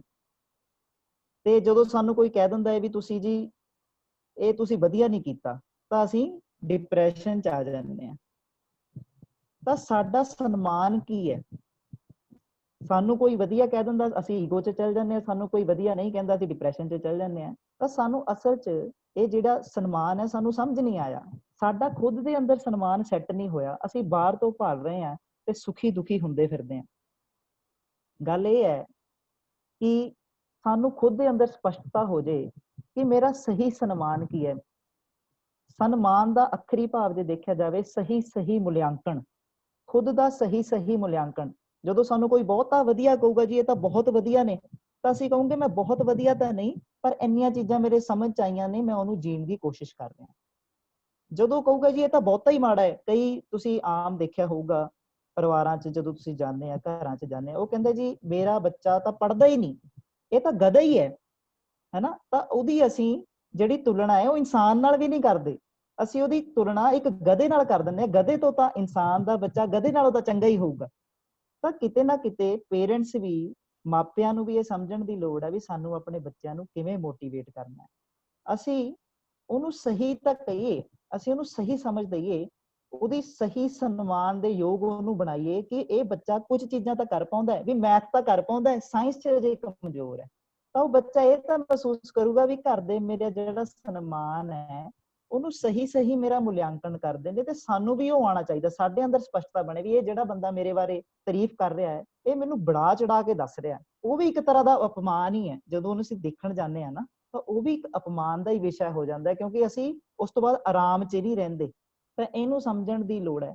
ਤਾਂ ਜਿਹੜਾ ਸਾਡਾ ਅੱਜ ਡਿਪਰੈਸ਼ਨ ਹੈ, ਜਿਹੜਾ ਸਾਡਾ ਸਟ੍ਰੈਸ ਹੈ, ਉਹ ਕਿਤੇ ਨਾ ਕਿਤੇ ਅਸੀਂ ਆਪਣਾ ਰਿਮੋਟ ਕੰਟਰੋਲ ਜਿਹੜਾ ਹੈ ਉਹ ਬਾਹਰਲੇ ਵਿਸ਼ਿਆਂ ਤੇ, ਬਾਹਰਲੇ ਸੁੱਖ ਤੋਂ ਸਾਨੂੰ ਕੋਈ ਸਨਮਾਨ ਦੇ ਦੇ, ਸਾਨੂੰ ਕੋਈ ਚੰਗਾ ਕਹਿ ਦੇ, ਸਾਨੂੰ ਅਸੈਪਟ ਕਰ ਲਿਆ ਜਾਵੇ।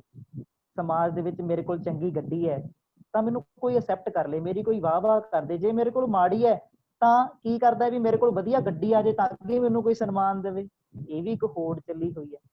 ਤਾਂ ਕੀ ਹੋ ਰਿਹਾ ਵੀ ਇੰਦਰੀਆਂ ਤੋਂ ਸੁੱਖ ਮਿਲ ਜਾਵੇ, ਤਾਂ ਖਾ ਪੀ ਕੇ ਖੁਸ਼ ਹੋ ਜਾਈਏ, ਹੈ ਕੁਝ ਵਧੀਆ ਖਾਈ ਜਾਈਏ, ਰਸਗੁੱਲੇ ਖਾ ਲਈਏ। ਉਹ ਇੱਕ ਰਸਗੁੱਲੇ ਤੱਕ ਤਾਂ ਠੀਕ ਹੈ, 2 ਰਸਗੁੱਲੇ ਤੱਕ ਤਾਂ ਠੀਕ ਹੈ। ਹੁਣ ਟੀਚਰ ਕੋਈ ਡੰਡਾ ਲੈ ਲੇ ਵੀ ਭਾਈ ਆਹ 10 ਰਸਗੁੱਲੇ ਖਾ, ਤਾਂ ਜਿਹੜਾ ਰਸਗੁੱਲਾ ਸਾਨੂੰ ਇੱਕ ਟਾਈਮ ਤੇ ਸੁੱਖ ਦਿੰਦਾ ਸੀ, ਅੱਜ ਉਹ 2, 3, 10, 15 ਰਸਗੁੱਲੇ ਤੋਂ ਬਾਅਦ ਸਾਡੇ ਲਈ ਸਜ਼ਾ ਬਣ ਜਾਂਦਾ ਹੈ। ਤਾਂ ਇੰਦਰੀਆਂ ਤੋਂ ਜਿਹੜਾ ਸੁੱਖ ਮਿਲਦਾ ਹੈ ਉਹ ਸਦਾ ਰਹਿਣ ਵਾਲਾ ਸੁੱਖ ਨਹੀਂ। ਚੰਗੇ ਕੱਪੜੇ ਪਾ ਕੇ ਜਦੋਂ ਅਸੀਂ ਪਾਰਟੀ 'ਚ ਜਾਂਦੇ ਹਾਂ ਤਾਂ ਚੰਗੇ ਕੱਪੜਿਆਂ ਦਾ ਵੀ ਸੁੱਖ ਜਿਹੜਾ ਹੈ ਉਹ ਬਹੁਤੀ ਦੇਰ ਨਹੀਂ ਰਹਿੰਦਾ, ਕਿਉਂਕਿ ਪਾਰਟੀ ਦੇ ਵਿੱਚ ਹਰ ਕੋਈ ਚਾਹੁੰਦਾ ਵੀ ਮੈਨੂੰ ਵੀ ਸੁੱਖ ਮਿਲੇ। ਕਈ ਲੋਕ ਇਸ ਤੋਂ ਹੀ ਡਿਪਰੈਸ਼ਨ 'ਚ ਆ ਜਾਂਦੇ ਨੇ ਵੀ ਮੈਨੂੰ ਕਿਸੇ ਨੇ ਤਾਰੀਫ ਹੀ ਨਹੀਂ ਕੀਤੀ ਮੇਰੇ ਵਧੀਆ ਕੱਪੜਿਆਂ ਦੀ। ਫਿਰ ਅਸੀਂ ਕੀ ਕਰਦੇ ਹਾਂ, ਕਿਸੇ ਦੀ ਝੂਠੀ ਜਿਹੀ ਤਾਰੀਫ ਆਪ ਪਹਿਲਾਂ ਕਰਦੇ ਹਾਂ ਤੇ ਵਾਪਸ ਇਹ ਚਾਹੁੰਦੇ ਹਾਂ ਵੀ ਉਹ ਸਾਡੀ ਵੀ ਤਾਰੀਫ ਕਰੇ। ਅਸੀਂ ਇਹੀ ਚਾਹੁੰਦੇ ਹਾਂ ਵੀ ਕੋਈ ਸਾਡੀ ਵੀ ਤਾਰੀਫ ਕਰਦੇ, ਪਰ ਸਾਡੀ ਕੋਈ ਤਾਰੀਫ ਕਰਦਾ ਨਹੀਂ। ਤਾਂ ਅਸੀਂ ਉੱਥੇ ਵੀ ਸਟ੍ਰੈਸ 'ਚ, ਡਿਪਰੈਸ਼ਨ 'ਚ ਆ ਕੇ ਵੀ ਸਾਡੇ ਚੰਗੇ ਕੱਪੜਿਆਂ ਦਾ ਵੀ ਨਹੀਂ ਸਤਿਕਾਰ ਹੋਇਆ। ਤਾਂ ਇੰਦਰੀਆਂ ਤੋਂ ਮਿਲਣ ਵਾਲਾ ਸੁੱਖ ਬਹੁਤੀ ਦੇਰ ਨਹੀਂ ਰਹਿੰਦਾ। ਕੀ ਹੁੰਦਾ ਹੈ ਕਿ ਕੁਝ ਕਦੇ ਤਾਂ ਸਾਨੂੰ ਵਧੀਆ ਲੱਗਦਾ ਹੈ, ਪਰ ਸਾਨੂੰ ਕਦੇ ਮਿਲਣ ਵਾਲਾ ਸੁੱਖ ਚਾਹੀਦਾ ਹੈ ਜਾਂ ਸਦਾ ਲਈ ਸੁੱਖ ਚਾਹੀਦਾ ਹੈ। ਦੂਜਾ ਜਿਹੜਾ ਸੁੱਖ ਹੈ ਕਿਸੇ ਤੋਂ ਸਨਮਾਨ ਪਾਉਣ ਵਾਲਾ, ਉਹ ਵੀ ਕਦੇ ਕੋਈ ਕਰ ਦਿੰਦਾ ਹੈ, ਕਦੇ ਕੋਈ ਨਹੀਂ ਕਰਦਾ। ਇੱਕ ਬਹੁਤ ਸੋਹਣੀ ਗੱਲ ਹੈ ਵੀ ਅੱਜ ਸਾਡਾ ਖੁਦ ਤੇ ਵਿਸ਼ਵਾਸ ਨਹੀਂ ਹੈ। ਸਾਨੂੰ ਆਪਣੇ ਮੋਬਾਈਲ ਤੇ ਤਾਂ ਵਿਸ਼ਵਾਸ ਹੈ, ਮੋਬਾਈਲ ਤੋਂ ਸਾਨੂੰ ਡਰ ਨਹੀਂ ਲੱਗਦਾ, ਸਾਨੂੰ ਮੋਬਾਈਲ ਤੋਂ ਡਰ ਨਹੀਂ ਲੱਗਦਾ, ਸਾਡੇ ਕੰਪਿਊਟਰ ਤੋਂ ਡਰ ਨਹੀਂ ਲੱਗਦਾ, ਸਾਨੂੰ ਕੰਪਿਊਟਰ ਤੇ ਵੀ ਵਿਸ਼ਵਾਸ ਹੈ ਵੀ ਮੈਨੂੰ ਇਹ ਚਲਾਉਣਾ ਆਉਂਦਾ ਹੈ, ਸਾਨੂੰ ਗੱਡੀ ਤੇ ਵੀ ਵਿਸ਼ਵਾਸ ਹੈ ਵੀ ਸਾਨੂੰ ਗੱਡੀ ਚਲਾਉਣੀ ਆਉਂਦੀ ਹੈ, ਉਹ ਤੋਂ ਡਰ ਨਹੀਂ ਲੱਗਦਾ। ਪਰ ਦੇਖਿਆ ਜਾਵੇ ਇਨਸਾਨ ਦਾ ਅੱਜ ਡਰ ਹੈ ਵੀ ਇਨਸਾਨ ਨੂੰ ਇਨਸਾਨ ਦਾ ਹੀ ਡਰ ਹੈ ਵੀ ਇਹ ਪਤਾ ਨਹੀਂ ਵੀ ਕਿਹੜੇ ਮੌਕੇ ਤੇ ਕਿਹੜਾ ਤੀਰ ਕੱਢਦੇ, ਇਹ ਕੀ ਬੋਲਦੇ, ਮੇਰੀ ਬੇਇੱਜ਼ਤੀ ਨਾ ਹੋ ਜੇ, ਮੇਰੀ ਸਮਾਜ ਦੇ ਵਿੱਚ ਮੈਨੂੰ ਕੁਝ ਕਹਿ ਨਾ ਦੇਵੇ। ਤਾਂ ਇਨਸਾਨ ਨੂੰ ਇਨਸਾਨ ਦਾ ਡਰ ਹੈ। ਸਾਡਾ ਜਿਹੜਾ ਸਿੱਖਿਆ ਪ੍ਰਣਾਲੀ ਹੈ ਉਹਨੇ ਇਹੀ ਕੰਮ ਕਰਨਾ ਹੈ ਕਿ ਇੱਕ ਇਨਸਾਨ ਦੀ ਸਮਝ ਵਿਕਸਿਤ ਹੋ ਜੇ, ਉਹ ਸਮਝ ਦੇ ਆਧਾਰ ਤੇ ਜਦੋਂ ਜੀਊਗਾ ਤਾਂ ਉਹਦਾ ਖੁਦ ਦੇ ਅੰਦਰ ਵਿਸ਼ਵਾਸ ਬਣੂਗਾ। ਉਸ ਵਿਸ਼ਵਾਸ ਦੇ ਨਾਲ ਉਹ ਡਿਪਰੈਸ਼ਨ 'ਚ ਨਹੀਂ ਜਾਊਗਾ, ਉਹ ਸੁੱਖ ਦੇ ਵੱਲ, ਸੁੱਖ ਦੀ ਸਦਾ ਸੁੱਖ ਜਿਹੜਾ ਸਦੀਵੀ ਸੁੱਖ ਹੈ ਉਹਦੇ ਵੱਲ ਨੂੰ ਜਾਊਗਾ ਤੇ ਕਦੇ ਡਿਪਰੈਸ਼ਨ 'ਚ ਨਹੀਂ ਜਾਊਗਾ। ਉਹਦੇ ਕੋਲ ਬਹੁਤਾ ਹੁੰਦਾ ਹੋਇਆ ਅੱਜ ਕੀ ਹੋ ਰਿਹਾ ਹੈ ਕਿ ਜਿਹਦੇ ਕੋਲ ਸਾਧਨ ਨਹੀਂ ਹੈ ਉਹ ਤਾਂ ਦੁਖੀ ਹੋਵੇ, ਜਿਹਦੇ ਕੋਲ ਸਾਧਨ ਨਹੀਂ ਹੈ ਉਹ ਤਾਂ ਡਿਪਰੈਸ਼ਨ 'ਚ ਜਾਵੇ, ਪਰ ਜਿਹਦੇ ਕੋਲ ਸਾਧਨ ਵੀ ਨੇ, ਏਸੀ ਵੀ ਹੈ, ਸਾਰੀਆਂ ਗੱਡੀਆਂ ਵੀ ਹੈ, ਉਹ ਵੀ ਦੁਖੀ ਹੈ।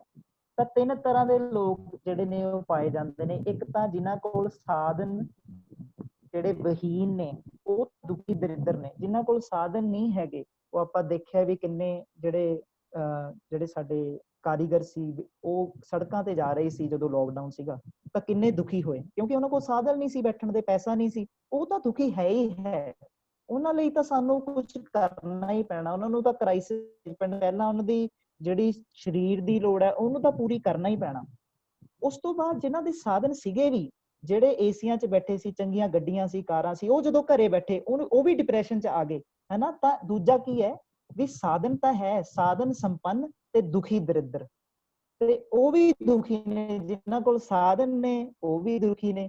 ਹੁਣ ਇੱਕ ਐਡਾ ਵੱਡਾ ਐਕਟਰ ਜਿਹਦਾ 1.5 ਕਰੋੜ ਰੁਪਇਆ ਦਾਨ ਵਜੋਂ ਦੇ ਸਕਦਾ ਸੀ, ਇਹਦਾ ਮਤਲਬ ਹੈ ਉਹਦੇ ਕੋਲ ਸਾਧਨਾਂ ਦੀ ਤਾਂ ਕੋਈ ਕਮੀ ਨਹੀਂ ਸੀ, ਉਹ ਪੂਰਾ ਸੀ ਸਾਧਨਾਂ ਵੱਲੋਂ। ਉਹਦੇ ਕੋਲ ਏਸੀ ਵੀ ਸੀਗਾ, ਗੱਡੀਆਂ ਵੀ ਸੀ, ਸਾਰਾ ਕੁਛ ਹੀ ਸੀ। ਪਰ ਕੀ ਸੀਗਾ ਪ੍ਰੋਬਲਮ ਕਿੱਥੇ ਸੀ ਵੀ ਮੈਨੂੰ ਲੋਕ ਐਕਸੈਪਟ ਨਹੀਂ ਕਰਦੇ। ਉਹ ਬਾਹਰ ਦਾ ਜਿਹੜਾ ਸਨਮਾਨ ਸੀ ਉਹ ਨਹੀਂ ਮਿਲਿਆ, ਤੇ ਬਾਹਰ ਦੇ ਜਿਹੜੇ ਕਾਰਨ ਨੇ, ਬਾਹਰ ਕੋਈ ਸਨਮਾਨ ਕੋਈ ਦਿੰਦਾ ਸੀ, ਕੋਈ ਨਹੀਂ ਦਿੰਦਾ। ਅੱਜ ਬੜਾ ਸੋ ਲੋਕ ਸਨਮਾਨ ਕਰ ਰਹੇ ਨੇ, ਅੱਜ ਕਹਿ ਰਹੇ ਨੇ ਬਹੁਤ ਚੰਗਾ ਸੀ, ਬਹੁਤ ਚੰਗਾ ਸੀ। ਉਸ ਟਾਈਮ ਜੇ ਕੁਝ ਕੁ ਨੇ ਕਹਿਤਾ ਵੀ ਚੰਗਾ ਸੀ, ਕੁਝ ਕੁ ਨੇ ਕਹਿਤਾ ਮਾੜਾ ਸੀ, ਤਾਂ ਉਹ ਇੱਕ ਸਟ੍ਰੈਸ ਦਾ, ਡਿਪਰੈਸ਼ਨ ਦਾ ਕਾਰਨ ਬਣ ਗਿਆ। ਹੋਰ ਵੀ ਬਹੁਤ ਸਾਰੇ ਕਾਰਨ ਹੋ ਸਕਦੇ ਨੇ ਬੰਦੇ ਦੇ ਡਿਪਰੈਸ਼ਨ 'ਚ ਆਉਣ ਦੇ, ਸਟ੍ਰੈਸ 'ਚ ਆਉਣ ਦੇ। ਪਰ ਇਹ ਸਾਰੀਆਂ ਚੀਜ਼ਾਂ 'ਚੋਂ ਬਚਣ ਦਾ ਇੱਕੋ ਇੱਕ ਉਪਾਅ ਹੈ ਜਿਹੜਾ ਉਹ ਸਹੀ ਸਮਝ ਆਪਣੇ ਅੰਦਰ ਪੈਦਾ ਕਰਨਾ। ਗੁਰਬਾਣੀ ਵੀ ਸਾਨੂੰ ਇਹੀ ਦੱਸਦੀ ਹੈ ਕਿ ਬੰਦੇ ਖੋਜ ਦਿਲ ਹਰ ਰੋਜ਼, ਨਾ ਫਿਰ ਪਰੇਸ਼ਾਨੀ ਮਾਹੀ, ਮਨ ਤੂੰ ਜੋਤ ਸਰੂਪ ਹੈ ਆਪਣਾ ਮੂਲ ਪਛਾਣ। ਜਦੋਂ ਅਸੀਂ ਆਪਣੀ ਸਮਝ ਤੇ ਕੰਮ ਕਰਾਂਗੇ, ਜਿੱਦਾਂ ਇੱਕ ਉਦਾਹਰਣ ਵਜੋਂ ਦੇਵਾਂ ਤਾਂ ਬੱਚੇ ਕਿੱਦਾਂ ਸਹੀ ਸਮਝਦਾ, ਇੱਕ ਛੋਟਾ ਜਿਹਾ ਐਗਜ਼ਾਮਪਲ ਸਹੀ ਸਮਝਦਾ ਬੱਚਿਆਂ ਲਈ, ਵੀ ਹਰ ਇੱਕ ਬੱਚੇ ਦੇ ਅੰਦਰ ਬੜਾ ਇਹ ਭਾਵ ਹੁੰਦਾ ਵੀ ਮੈਂ ਵੀ ਫਸਟ ਆਵਾਂ, ਮੈਂ ਵੀ ਫਸਟ ਆਵਾਂ, ਮੈਂ ਵੀ ਪਹਿਲੇ ਨੰਬਰ ਤੇ ਆ ਕੇ ਮੈਂ ਕਹਾਂ ਜੀ ਮੈਂ ਹਾਂ ਕਲਾਸ 'ਚ ਫਸਟ ਆਉਣਾ। ਪਰ ਜਿਸ ਕਲਾਸ 'ਚ 60 ਬੱਚੇ ਨੇ ਉੱਥੇ ਹਰ ਕੋਈ ਫਸਟ ਤਾਂ ਨਹੀਂ ਆ ਸਕਦਾ। ਸਾਡਾ ਪੈਮਾਨਾ ਵੀ ਇਹ ਹੈ, ਮਾਤਾ ਪਿਤਾ ਵੀ ਇਹ ਕਹਿੰਦੇ ਨੇ ਵੀ ਇਹ ਕਲਾਸ 'ਚ ਫਸਟ ਆਉਂਦਾ ਜੀ, ਇਹ ਮੇਰਾ ਬੱਚਾ ਬੱਲੇ ਬੱਲੇ ਕਰਾਤੀ ਇਹਨੇ। ਪਰ 60 ਬੱਚਿਆਂ ਦੀ ਕਲਾਸ 'ਚ ਫਸਟ ਤਾਂ ਇੱਕ ਆਊਗਾ। ਤੇ ਫਸਟ ਆਉਣ ਦਾ ਮਤਲਬ ਵੀ ਕੀ ਹੈ? ਸਾਡਾ ਜਿਹੜਾ ਸਿੱਖਿਆ ਪ੍ਰਣਾਲੀ ਹੈ ਉਹਦਾ ਮਤਲਬ ਹੈ ਵੀ ਜਿਸ ਬੱਚੇ ਦੇ 70% ਨੰਬਰ ਨੇ ਉਹ ਵੀ ਫਸਟ ਆ ਸਕਦਾ, ਦੂਜੇ ਦੇ ਜੇ 61 ਨੇ 62 ਨੇ ਉਹ ਤੋਂ ਥੱਲੇ ਹੈ, 50% ਵਾਲਾ ਤੀਜੇ ਨੰਬਰ ਤੇ ਵੀ ਆ ਸਕਦਾ। ਪਰ ਮਤਲਬ ਕਿ ਜੇ 70% ਵਾਲਾ ਜੇ ਬੱਚਾ ਫਸਟ ਆ ਰਿਹਾ ਤਾਂ 30% ਚੀਜ਼ਾਂ ਨੂੰ ਸਮਝ ਨਹੀਂ ਆਈਆਂ। ਤਾਂ ਸਾਡਾ ਜਿਹੜਾ ਵਧੀਆ, ਜੇ ਆਪਾਂ ਸਹੀ ਸਮਝ ਦੇ ਹਿਸਾਬ ਨਾਲ ਚੱਲਾਂਗੇ ਤਾਂ ਇਹਦਾ ਮਤਲਬ ਇਹ ਹੋਊਗਾ ਵੀ ਕਲਾਸ ਦੇ ਵਿੱਚ ਜੇ 100 ਚੀਜ਼ਾਂ ਪੜ੍ਹਾਈਆਂ ਜਾ ਰਹੀਆਂ ਤਾਂ 100 ਦੀਆਂ 100 ਮੈਨੂੰ ਸਮਝ ਆ ਜਾਣ। ਇਹ ਸਾਡੇ ਸੁੱਖ ਦਾ, ਸਮਝ ਦਾ ਆਧਾਰ ਹੋਊਗਾ। ਫਿਰ ਫਸਟ ਜਿਹੜਾ ਮਰਜ਼ੀ ਆਵੇ ਉਹਦੇ ਤੇ ਕੋਈ ਗੱਲ ਹੀ ਨਹੀਂ ਹੋ ਸਕਦੀ, ਹਨਾ। ਤਾਂ 60 ਬੱਚਿਆਂ ਚੋਂ ਫਸਟ ਤਾਂ ਇੱਕ ਨੇ ਆਉਣਾ ਹੈ। ਹਾਂ, ਸਮਝਣ ਦੇ ਵਿੱਚ ਸਾਰੇ ਇਕੱਠੇ ਹੋ ਸਕਦੇ ਆ ਵੀ ਮੈਨੂੰ ਵੀ 100% ਚੀਜ਼ਾਂ ਸਮਝ ਆ ਗਈਆਂ। ਤਾਂ ਸਾਡਾ ਜਿਹੜਾ ਆਧਾਰ ਹੈ ਕਿਸੇ ਨੂੰ ਜਾਂਚਣ ਦਾ, ਉਹ ਸਮਝ ਦੇ ਆਧਾਰ ਤੇ ਹੋਊਗਾ, ਤੇ ਸਾਡਾ ਜਿਹੜਾ ਸੁੱਖ ਵੀ ਹੈ ਉਹ ਸਮਝ ਦੇ ਆਧਾਰ ਤੇ ਹੋਊਗਾ। ਅੱਜ ਦੇਖਿਆ ਜਾਵੇ ਤਾਂ ਜਿਹੜੀ ਇਹ ਤੁਸੀਂ ਦੇਖ ਰਹੇ ਹੋ ਸਲਾਈਡ, ਇਹਦੇ ਵਿੱਚ 3 ਬਿੰਦੂ ਦੇਖੇ ਜਾ ਰਹੇ ਨੇ। ਇੱਕ ਤਾਂ ਸਹੀ ਸਮਝ ਹੈ, ਇੱਕ ਸੰਬੰਧ ਹੈ, ਇੱਕ ਸੁਵਿਧਾ ਹੈ। ਅੱਜ ਜਿਹੜਾ ਬਹੁਤਾ ਕੰਮ ਹੈ ਉਹ ਅਸੀਂ ਸੁਵਿਧਾ ਤੇ ਕੀਤਾ ਹੈ। ਅੱਜ ਅਸੀਂ ਸਰੀਰ ਦੇ ਲਈ ਬਹੁਤ ਸਾਰੇ ਯੰਤਰ ਜੁਟਾ ਲਏ ਨੇ, ਸਰੀਰ ਦੇ ਲਈ ਬਹੁਤ ਸਾਰੇ ਸਾਧਨ ਸਾਡੇ ਕੋਲ ਨੇ। ਤਾਂ ਜੇ ਇੱਕ ਐਗਜ਼ਾਮਪਲ ਲਈਏ, ਜੇ ਤੁਸੀਂ ਇੱਕ ਕਮਰੇ 'ਚ ਬੈਠੇ ਹੋ ਤੇ ਬਹੁਤ ਵਧੀਆ ਤੁਸੀਂ ਖਾਣ ਪੀਣ ਨੂੰ ਤੁਹਾਡੇ ਕੋਲ ਸਾਧਨ ਨੇ, 2 ਭਰਾ ਬੈਠੇ ਨੇ ਕਮਰੇ ਦੇ ਵਿੱਚ, ਦੋਵੇਂ ਭਰਾਵਾਂ ਨੂੰ ਖਾਣ ਪੀਣ ਨੂੰ ਬਹੁਤ ਵਧੀਆ ਮਿਲ ਰਿਹਾ ਹੈ, ਏਸੀ ਲੱਗਿਆ ਹੋਇਆ, ਹਵਾ ਵਧੀਆ ਆ ਰਹੀ ਹੈ, ਕੋਈ ਖਾਣ ਪੀਣ ਦੀ ਕਮੀ ਨਹੀਂ। ਪਰ ਉਹ ਇੱਕ ਦੂਜੇ ਨਾਲ ਲੜ ਕੇ ਬੈਠੇ ਹੋਏ ਨੇ ਉਸ ਜਗ੍ਹਾ, ਹਨਾ, ਇੱਕ ਦੂਜੇ ਨਾਲ ਲੜੇ ਹੋਏ ਨੇ। ਕੀ ਉਹ ਸੁਖੀ ਨੇ? ਕੀ ਉਹ ਖੁਸ਼ਹਾਲ ਨੇ? ਕੀ ਉਹ ਸੁਖੀ ਨੇ ਉਸ ਟਾਈਮ ਲਈ? ਨਹੀਂ। ਕਿਉਂ ਨਹੀਂ ਸੁਖੀ? ਕਿਉਂਕਿ ਉੱਥੇ ਰਿਲੇਸ਼ਨਸ਼ਿਪ ਦਾ, ਸੰਬੰਧ ਦਾ ਅਭਾਵ ਹੈ। ਤਾਂ ਸੰਬੰਧ ਦਾ ਅਭਾਵ ਕਿਉਂ ਹੈ? ਕਿਉਂਕਿ ਸਮਝ ਸਹੀ ਨਹੀਂ। ਜੇ ਸਮਝ ਹੁੰਦੀ ਤਾਂ ਦੋਵੇਂ ਭਰਾ ਸੁਵਿਧਾ ਨੂੰ ਵੰਡ ਕੇ, ਸ਼ੇਅਰ ਕਰਕੇ ਸੁਖੀ ਹੋ ਸਕਦੇ ਸੀ। ਤਾਂ ਸਭ ਤੋਂ ਜਿਹੜਾ ਮੁੱਖ ਬਿੰਦੂ ਹੈ ਵੀ ਕਰਨ ਵਾਲਾ ਕਿਹੜਾ ਕੰਮ ਹੈ, ਪਰਮਾਨੈਂਟ ਸੋਲਿਊਸ਼ਨ ਕੀ ਹੈ ਸਟ੍ਰੈਸ ਦਾ, ਕਿ ਅਸੀਂ ਆਪਣੀ ਸਮਝ ਨੂੰ ਡਿਵੈਲਪ ਕਰ ਲਈਏ। ਸਮਝ ਸਾਡੀ ਗੁਰਬਾਣੀ ਦੇ ਆਧਾਰ ਤੇ ਅਸੀਂ ਸਮਝਣ ਲੱਗ ਪਈਏ, ਬੰਦੈ ਖੋਜ ਦਿਲ ਹਰ ਰੋਜ਼ ਨਾ ਫਿਰ ਪਰੇਸ਼ਾਨੀ ਮਾਹੇ, ਮਨ ਤੂੰ ਜੋਤ ਸਰੂਪ ਹੈ ਆਪਣਾ ਮੂਲ ਪਛਾਣ। ਜਦੋਂ ਅਸੀਂ ਗੁਰਬਾਣੀ ਦੇ ਆਧਾਰ ਤੇ, ਸਮਝ ਦੇ ਆਧਾਰ ਤੇ ਆਪਣੇ ਜੀਵਨ ਨੂੰ ਜੀਵਾਂਗੇ ਤਾਂ ਸਾਡੇ ਜਿਹੜੇ ਸੰਬੰਧ ਨੇ ਉਹ ਵੀ ਠੀਕ ਹੋਣਗੇ ਤੇ ਅਸੀਂ ਸੁਵਿਧਾ ਨੂੰ ਵੀ ਉਸ ਆਧਾਰ ਤੇ ਅਸੀਂ ਉਹਦਾ ਯੂਟਿਲਾਈਜ਼ ਕਰ ਸਕਾਂਗੇ, ਉਹਨੂੰ ਵੀ ਉਸ ਹਿਸਾਬ ਨਾਲ ਅਸੀਂ ਜਾਣ ਸਕਾਂਗੇ, ਉਸ ਨੂੰ ਵਰਤ ਸਕਾਂਗੇ। ਜਿੱਦਾਂ ਜੇ ਅੱਜ ਸਾਡੇ ਪਰਿਵਾਰ 'ਚ ਕੋਈ ਤੰਗੀ ਵੀ ਹੈ, ਜੇ ਲੋਕਡਾਊਨ ਕਰਕੇ ਕਿਸੇ ਕਰਕੇ ਚੀਜ਼ ਸਾਡੇ ਕੋਲ ਰੋਟੀਆਂ ਜਿੱਥੇ 5 ਬਣਦੀਆਂ ਸੀ ਅੱਜ 3 ਹੀ ਰੋਟੀਆਂ ਬਣਦੀਆਂ ਨੇ, ਜੇ ਸਮਝਦਾਰ ਪਰਿਵਾਰ ਹੋਊਗਾ ਤਾਂ ਉਹ ਕੀ ਕਰੂਗਾ, ਜਿਹੜੀਆਂ 3 ਰੋਟੀਆਂ ਨੇ ਉਹ ਆਪਸ 'ਚ ਵੰਡ ਕੇ ਖਾਊਗਾ। ਤਾਂ ਆਪਣੇ ਆਪ ਹੀ ਸਟ੍ਰੈਸ ਦਾ ਕੋਈ ਕਾਰਨ ਨਹੀਂ। ਜਿੱਥੇ ਹਰ ਇੱਕ ਨੇ ਕਿਹਾ ਵੀ ਮੈਂ ਵੀ 5 ਹੀ ਖਾਣੀਆਂ ਨੇ ਜਿੰਨੀਆਂ ਮੈਨੂੰ ਮਿਲਦੀਆਂ ਸੀ, ਤਾਂ ਉੱਥੇ ਕੀ ਹੈ, ਲੜਾਈ ਹੋਊਗੀ। ਫਿਰ ਉਹ ਪਰਿਵਾਰ ਕੀ ਹੋਊਗਾ, ਸਮਝ ਦੇ ਆਧਾਰ ਤੇ ਰਿਲੇਸ਼ਨਸ਼ਿਪ ਨੂੰ ਤਾਂ, ਸੰਬੰਧ ਨੂੰ ਤਾਂ ਪੂਰਾ ਹੀ ਨਹੀਂ ਕਰ ਸਕੂਗਾ। ਫਿਰ ਉੱਥੇ ਕੀ ਹੈ, ਉਹ ਡਿਪਰੈਸ਼ਨ 'ਚ ਜਾਊਗਾ। ਅੱਜ ਇਹੀ ਹੈ, ਜੌਬ ਜਿਨ੍ਹਾਂ ਦੀ ਚੱਲ ਗਈ ਹੈ ਉਹ ਕਹਿਣਗੇ ਵੀ ਸਾਡੀ ਤਾਂ ਜੌਬ ਹੀ ਚੱਲ ਗਈ ਜੀ, ਅਸੀਂ ਤਾਂ ਦੁਖੀ ਹੋਣਾ ਹੀ ਹੋਣਾ। ਪਰ ਜੇ ਅੱਜ ਕ੍ਰਾਈਸਿਸ ਦਾ ਸਮਾਂ ਹੈ, ਜੇ ਕ੍ਰਾਈਸਿਸ ਹੈ ਕੋਈ ਸਾਡੇ ਤੇ ਔਖੀ ਭੀੜ ਪੈ ਚੁੱਕੀ ਹੈ, ਤਾਂ ਸਾਨੂੰ ਉਸਦਾ ਡਟ ਕੇ ਮੁਕਾਬਲਾ ਕਰਨਾ ਹੈ। ਅੱਜ ਉਸ ਦੇ ਨਾਲ ਅਸੀਂ ਸੰਬੰਧ ਦੇ ਨਾਲ ਇੱਕ ਸਮਾਜ ਦਾ ਬਣਤਰ ਬਣ ਕੇ ਅਸੀਂ ਉਹ ਤੋਂ ਉੱਭਰ ਸਕਦੇ ਹਾਂ, ਉਸ ਡਿਪਰੈਸ਼ਨ ਤੋਂ ਅਸੀਂ ਆਪ ਹੀ ਬਾਹਰ ਆ ਸਕਦੇ ਹਾਂ। ਤੇ ਸਾਨੂੰ ਆਪਣੇ ਆਪ ਦੇ ਵਿੱਚ ਸਮਝ ਨੂੰ ਵਿਕਸਿਤ ਕਰਨਾ ਹੈ। ਜਦੋਂ ਸਮਝ ਦੇ ਆਧਾਰ ਤੇ ਹੀ ਅਸੀਂ ਸੁਖੀ ਹੋ ਸਕਦੇ ਹਾਂ। ਜਦੋਂ ਸਾਡੀ ਸਮਝ ਵਧੂਗੀ ਤਾਂ ਕੀ ਹੋਊਗਾ, ਦੇਖੋ ਜੀ, ਸੁਵਿਧਾ ਤਾਂ ਜਿਹੜੀ ਹੈਗੀ ਉਹ ਤਾਂ ਜਾਨਵਰ ਵੀ ਪੂਰੀ ਕਰ ਲੈਂਦਾ ਹੈ। ਤੁਸੀਂ ਦੇਖੀ ਹੋਊਗੀ ਮੱਝ ਜਿਹੜੀ ਹੈ ਉਹ ਬੜੇ ਸੋਹਣੇ ਪੱਠੇ ਖਾਂਦੀ ਹੈ, ਜਦੋਂ ਉਹ ਆਰਾਮ ਨਾਲ ਜੁਗਾਲੀ ਕਰਦੀ ਹੈ, ਹੈਨਾ। ਤੁਸੀਂ ਦੇਖਿਆ ਹੋਣੀਆਂ ਮੱਝਾਂ ਉਹ ਆਰਾਮ ਨਾਲ ਬਹਿ ਜਾਂਦੀਆਂ ਨੇ ਆਪਣੇ ਪੱਠੇ ਖਾ ਕੇ, ਉਹਨਾਂ ਦੇ ਉੱਪਰ ਲੱਗਿਆ ਹੁੰਦਾ ਹੈ, ਉਹ ਆਰਾਮ ਨਾਲ ਆਪਣੇ ਪੱਠੇ ਖਾ ਕੇ ਆਰਾਮ ਨਾਲ ਬਹਿ ਜਾਂਦੀਆਂ ਨੇ ਤੇ ਜੁਗਾਲੀ ਕਰਦੀਆਂ ਨੇ। ਪਰ ਇਨਸਾਨ ਇੱਕ ਟਾਈਮ ਦੀ ਰੋਟੀ ਖਾਂਦਾ ਖਾਂਦਾ, ਹਨਾ, ਸਵੇਰ ਦੇ ਆਲੂ ਦੇ ਪਰੌਂਠੇ ਖਾਂਦਾ ਖਾਂਦਾ ਵੀ ਦੁਪਹਿਰ ਦੀ, ਹਾਂਜੀ, ਉਸੇ ਟਾਈਮ ਬੋਲ ਦੂਗਾ ਮੰਮੀ ਨੂੰ ਵੀ ਹਾਂਜੀ ਦੁਪਹਿਰ ਨੂੰ ਕੀ ਬਣਨਾ ਹੈ, ਵੀ ਤੂੰ ਪਰੌਂਠੇ ਤਾਂ ਖਾ ਲੈ, ਆਲੂ ਦੇ ਪਰੌਂਠੇ ਤਾਂ ਖਾ, ਫਿਰ ਦੁਪਹਿਰ ਨੂੰ ਦੇਖੀ ਜਾਊਗੀ। ਤਾਂ ਇਨਸਾਨ ਜਿਹੜਾ ਹੈ ਉਹ ਇੱਕ ਟਾਈਮ ਦੀ ਰੋਟੀ ਨੂੰ ਵੀ ਉਹ ਪੂਰਾ ਨਹੀਂ ਮੰਨਦਾ, ਉਹਨੂੰ ਅੱਗੇ ਦਾ ਲਾਲਚ ਰਹਿੰਦਾ ਹੈ, ਅੱਗੇ ਦੇ ਵੱਲ ਉਹਦਾ ਧਿਆਨ ਰਹਿੰਦਾ ਹੈ। ਤੇ ਇਸ ਕਰਕੇ ਸਾਡੀ ਜਿਹੜੀ ਕੌਨਸ਼ੀਅਸਨੈਸ ਹੈ ਇਹਨੂੰ ਪੂਰੇ ਇਹ ਟਰਾਂਸਫੋਰਮੇਸ਼ਨ ਹੋ ਜੇ, ਇਹ ਜਿਹੜੀ ਹੈ ਟਰਾਂਸਫੋਰਮੇਸ਼ਨ ਜੀਵ ਚੇਤਨਾ ਤੋਂ, ਐਨੀਮਲ ਕੌਨਸ਼ੀਅਸਨੈਸ ਤੋਂ ਹਿਊਮਨ ਕੌਨਸ਼ੀਅਸਨੈਸ ਵੱਲ। ਇਹਦਾ ਨਾਲ ਹੋਊਗਾ ਕਿ ਜਦੋਂ ਅਸੀਂ ਸੰਬੰਧ ਦੇ ਆਧਾਰ ਤੇ ਜੀਵਾਂਗੇ, ਜਦੋਂ ਅਸੀਂ ਸੰਬੰਧ ਨੂੰ ਜੀਵਾਂਗੇ ਤਾਂ ਮਿਊਚੁਅਲ ਹੈਪੀਨੈਸ, ਸੁੱਖ ਵਧੂਗਾ। ਮਿਊਚੁਅਲ ਹੈਪੀਨੈਸ ਕੀ, ਪਰਿਵਾਰ ਵੀ ਸੁਖੀ ਹੋਣਗੇ। ਜਦੋਂ ਤੁਹਾਡੇ ਅੰਦਰ ਸੁੱਖ ਹੈ, ਤੁਸੀਂ ਆਪ ਸੌਰਟ ਆਊਟ ਹੋ, ਤੁਹਾਡੇ ਅੰਦਰ ਕਲੈਰਿਟੀ ਹੈ ਜੀਵਨ ਦੀ, ਤਾਂ ਤੁਸੀਂ ਪਰਿਵਾਰ 'ਚ ਵੀ ਉਹ ਸੁੱਖ ਅਨੁਭਵ ਕਰੋਗੇ। ਸਮਝ ਦੇ ਆਧਾਰ ਤੇ ਤੁਹਾਡਾ ਪਰਿਵਾਰ ਵੀ ਸੁਖੀ ਹੋਊਗਾ, ਪਰਿਵਾਰ ਸੁਖੀ ਹੋਊਗਾ, ਸਮਾਜ ਵੀ ਸੁਖੀ ਹੋਊਗਾ। ਜੇ ਸਮਾਜ ਸੁਖੀ ਹੋਊਗਾ ਤਾਂ ਕੁਦਰਤ ਜਿਹੜੀ ਹੈ ਉਹਦੇ ਨਾਲ ਵੀ ਸੁੱਖ ਨੂੰ ਮੇਨਟੇਨ ਕਰ ਪਾਊਗਾ। ਤਾਂ ਜਿਹੜਾ ਸਾਡਾ ਪੂਰਾ ਇਹ ਕੈਨਵਸ ਹੈ, ਸਾਡੀ ਪੂਰੀ ਇਹ ਜਿਹੜੀ ਧਰਤੀ ਹੈ, ਇਹ ਖੁਸ਼ਹਾਲ ਹੋ ਜੂਗੀ। ਤੇ ਜਦੋਂ ਅਸੀਂ ਫਿਜ਼ੀਕਲ ਫੈਸਿਲਿਟੀ 'ਚ ਪੂਰੇ ਹੋਵਾਂਗੇ, ਖੁਸ਼ਹਾਲ ਹੋਵਾਂਗੇ। ਖੁਸ਼ਹਾਲੀ ਦਾ ਮਤਲਬ ਕੀ ਹੈ ਕਿ ਮੇਰੇ ਤੋਂ ਮੇਰੀ ਲੋੜ ਤੋਂ ਜ਼ਿਆਦਾ ਚੀਜ਼ਾਂ ਹੈ ਨੇ। ਜੇ ਮੈਂ ਇੱਕ ਦਿਨ 'ਚ ਜੇ 6 ਦਿਨ ਨੇ ਤਾਂ ਮੇਰੇ ਕੋਲ 6 ਜੋੜੀ ਕੱਪੜੇ ਨੇ, ਤਾਂ ਮੈਂ ਖੁਸ਼ਹਾਲ ਹਾਂ। ਮੇਰੀ ਕਿੰਨੀ ਲੋੜ ਹੈ। ਅੱਜ ਤੁਸੀਂ ਦੇਖਿਓ, ਤੁਸੀਂ ਆਪਣੀ ਸਾਰੇ ਇੱਕ ਚੀਜ਼ ਨੋਟਿਸ ਕਰਿਓ ਵੀ ਮੇਰੀ ਅਲਮਾਰੀ 'ਚ ਕਿੰਨੇ ਕੱਪੜੇ ਨੇ। ਜਦੋਂ ਤੁਸੀਂ ਇਹਨੂੰ ਦੇਖਣ ਜਾਓਗੇ ਤਾਂ ਦੇਖੋਗੇ ਕਿ ਕਿੰਨੇ ਜੋੜੀ ਕੱਪੜੇ ਨੇ, ਤੇ ਮੈਂ ਹਰ ਟਾਈਮ ਇਹੀ ਕਹਿੰਦਾ ਮੇਰੇ ਕੋਲ ਕੱਪੜੇ ਨਹੀਂ, ਮੇਰੇ ਕੋਲ ਕੱਪੜੇ ਨਹੀਂ। ਜੇ ਤੁਸੀਂ 6 ਦਿਨਾਂ 'ਚ 6 ਵਾਰ ਵੀ ਕੱਪੜੇ ਬਦਲਦੇ ਹੋ ਤਾਂ ਵੀ ਤੁਹਾਡੇ ਘਰ 'ਚ ਬਹੁਤ ਕੱਪੜੇ ਪਏ ਹੋਏ ਨੇ। ਤਾਂ ਫਿਜ਼ੀਕਲ ਫੈਸਿਲਿਟੀ ਦੀ ਕਮੀ ਨਹੀਂ ਹੈ, ਸੁਵਿਧਾ ਦੀ ਕਮੀ ਨਹੀਂ ਹੈ, ਕਮੀ ਹੈਗੀ ਹੈ ਸਹੀ ਸਮਝ ਤੇ ਸਹੀ ਭਾਵ ਦੀ। ਜਦੋਂ ਅਸੀਂ ਇਹਨੂੰ ਸਹੀ ਸਮਝ ਤੇ ਸਹੀ ਭਾਵ ਨੂੰ ਪੂਰਾ ਕਰਾਂਗੇ ਤਾਂ ਕੀ ਹੋਊਗਾ ਕਿ ਸਾਡੀ ਜਿਹੜੀ ਚੇਤਨਾ ਹੈ ਉਹ ਜੀਵ ਚੇਤਨਾ ਤੋਂ ਹਿਊਮਨ ਕੌਨਸ਼ੀਅਸਨੈਸ, ਮਤਲਬ ਕਿ ਮਾਨਵ ਚੇਤਨਾ 'ਚ ਜਾਊਗੀ। ਤੇ ਸਾਡਾ ਜਿਹੜਾ ਸੁੱਖ ਦਾ ਆਧਾਰ ਹੈ ਉਹ ਅਸੀਂ ਆਪ ਹੋਵਾਂਗੇ, ਸਾਡੇ ਅੰਦਰ ਵਿਸ਼ਵਾਸ ਹੋਊਗਾ। ਤੇ ਅਸੀਂ ਬੰਦੇ ਖੋਜ ਦਿਲ ਹਰ ਰੋਜ਼ ਨਾ ਫਿਰ ਪਰੇਸ਼ਾਨੀ ਮਾਹੇ, ਜਿਹੜਾ ਗੁਰਬਾਣੀ ਵਿੱਚ ਸਾਨੂੰ ਉਪਦੇਸ਼ ਦਿੰਦੀ ਹੈ, ਉਹਦੇ ਹਿਸਾਬ ਨਾਲ ਅਸੀਂ ਆਪਣੀ ਜ਼ਿੰਦਗੀ ਨੂੰ ਹੋਰ ਵੀ ਖੂਬਸੂਰਤ ਬਣਾ ਲਵਾਂਗੇ। ਫਿਰ ਡਿਪਰੈਸ਼ਨ, ਸਟ੍ਰੈਸ ਵਰਗੇ ਸ਼ਬਦ ਸਾਡੀ ਜ਼ਿੰਦਗੀ ਨੂੰ ਨਹੀਂ ਘੇਰਨਗੇ। ਅਸੀਂ ਖੁਸ਼ਹਾਲੀ ਦੀ, ਪੋਜ਼ਿਟਿਵਿਟੀ ਦੀ ਗੱਲ ਕਰਾਂਗੇ। ਇਹ ਜਿਹੜੇ ਸਟ੍ਰੈਸ ਸ਼ਬਦ ਅੱਜ ਬੜਾ, ਡਿਪਰੈਸ਼ਨ ਸ਼ਬਦ ਅੱਜ ਸਾਡੇ ਸਮਾਜ ਤੇ ਭਾਰੂ ਹੈ, ਇਹ ਕਾਰਨ ਹੀ ਇੱਕ ਹੈ ਕਿ ਅਸੀਂ ਆਪਣੇ ਆਪ ਨੂੰ ਸਮਝੇ ਨਹੀਂ ਹੋਏ। ਅਸੀਂ ਆਪਣੇ ਆਪ ਨੂੰ ਸਰੀਰ ਮੰਨ ਕੇ ਹੀ ਜੀ ਰਹੇ ਹਾਂ। ਸਾਨੂੰ ਸਰੀਰ ਤੋਂ ਇਲਾਵਾ ਸਾਨੂੰ ਕੋਈ ਆਪਣੀ ਹੋਂਦ ਨਹੀਂ। ਜੇ ਸਰੀਰ ਹੀ ਹੈ ਤੇ ਫਿਰ ਤਾਂ ਭੋਗਣਾ ਹੀ ਹੈ, ਪਰ ਅਸੀਂ ਸਰੀਰ ਨਹੀਂ ਆ ਤਾਂ ਇਹਦੇ ਨਾਲ ਗੱਲ ਹੋ ਸਕਦੀ ਹੈ। ਇਹ ਸਮਝ ਦਾ ਆਧਾਰ ਹੈ। ਤੇ ਮੈਂ ਇੰਨਾ ਹੀ ਕਹਿਣਾ ਚਾਹਾਂਗਾ, ਪ੍ਰਸ਼ਨ ਹੋਵੇ ਤਾਂ ਆਪਾਂ ਉਸ ਪ੍ਰਸ਼ਨ ਨੂੰ ਲੈ ਸਕਦੇ ਹਾਂ। ਹਾਂਜੀ ਵੀਰ ਜੀ। ਬਹੁਤ ਬਹੁਤ ਧੰਨਵਾਦ ਜੀ। ਇਹ ਸਨ ਜੀ ਜੀ। ਵੀਰ ਸਿੰਘ ਜੀ ਨੂੰਹ ਤੋਂ, ਜਿਨ੍ਹਾਂ ਨੇ ਸਾਡੇ ਨਾਲ ਅੱਜ ਤਣਾਅ ਰਹਿਤ ਜੀਵਨ ਜਾਂ ਸਟ੍ਰੈਸ ਮੈਨੇਜਮੈਂਟ ਤੇ ਬਹੁਤ ਸੋਹਣੇ ਵਿਚਾਰ ਵੀਰ ਜੀ ਨੇ ਪੇਸ਼ ਕੀਤੇ ਹੈ।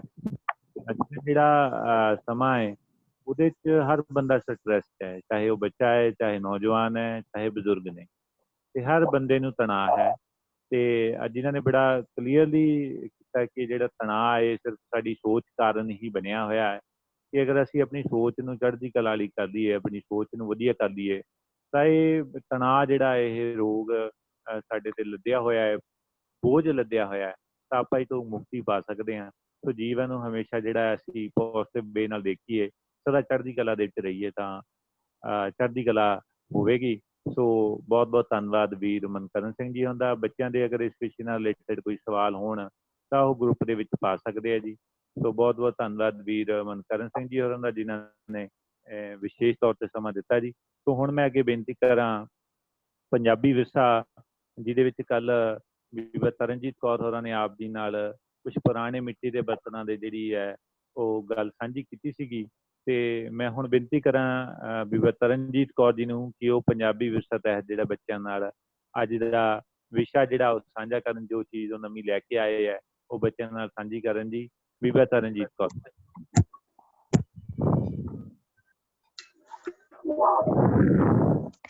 ਵਾਹਿਗੁਰੂ ਜੀ ਕਾ ਖਾਲਸਾ, ਵਾਹਿਗੁਰੂ ਜੀ ਕੀ ਫਤਿਹ। ਗਿਆਨ ਅੰਜਨ ਸਮਰ ਕੈਂਪ ਦੇ ਅੱਜ ਚੌਥੇ ਦਿਨ ਵਿੱਚ ਸ਼ਮੂਲੀਅਤ ਕਰ ਰਹੇ ਸਾਰੇ ਕੈਂਪਰਸ ਵੀਰ ਭੈਣਾਂ ਦਾ ਮੈਂ ਤਹਿ ਦਿਲ ਤੋਂ ਧੰਨਵਾਦ ਕਰਦੀ ਹਾਂ, ਜੋ ਕਿ ਆਪ ਇਸ ਕੈਂਪ ਵਿੱਚ ਹਾਜ਼ਰੀ ਭਰ ਕੇ ਇਸ ਕੈਂਪ ਦਾ ਲਾਭ ਉਠਾ ਰਹੇ ਹੋ। ਜਿਵੇਂ ਕਿ ਆਪਾਂ ਸਾਰੇ ਜਾਣਦੇ ਹਾਂ ਕਿ ਅੱਜ ਕੱਲ੍ਹ ਦੇ ਟਾਈਮ ਵਿੱਚ ਸਟ੍ਰੈਸ ਬਹੁਤ ਵੱਡੀ, ਬਹੁਤ ਡੇਂਜਰਸ ਪ੍ਰੋਬਲਮ ਹੈ। ਸੋ ਵੀਰ ਮਨਕਰਨ ਸਿੰਘ ਜੀ ਉਹਨਾਂ ਨੇ ਬਹੁਤ ਹੀ ਵਧੀਆ ਤਰੀਕੇ ਨਾਲ ਆਪਾਂ ਨੂੰ ਇਹ ਸੁਝਾਅ ਦਿੱਤੇ ਹਨ ਕਿ ਆਪਾਂ ਸਟ੍ਰੈਸ ਨੂੰ ਕਿਵੇਂ ਮੈਨੇਜ ਕਰਨਾ ਹੈ। ਸੋ ਆਓ ਆਪਾਂ ਸਾਰੇ ਰਲ ਮਿਲ ਕੇ ਇਹ ਯਤਨ ਕਰੀਏ ਕਿ ਆਪਾਂ ਇਹਨਾਂ ਸੁਝਾਅ ਨੂੰ ਆਪਣੀ ਲਾਈਫ 'ਚ ਅਪਲਾਈ ਕਰੀਏ ਤੇ ਸਟ੍ਰੈਸ ਰਹਿਤ, ਚਿੰਤਾ ਮੁਕਤ ਜਿਹੜਾ ਜੀਵਨ ਆ ਉਹ ਬਤੀਤ ਕਰ ਸਕੀਏ।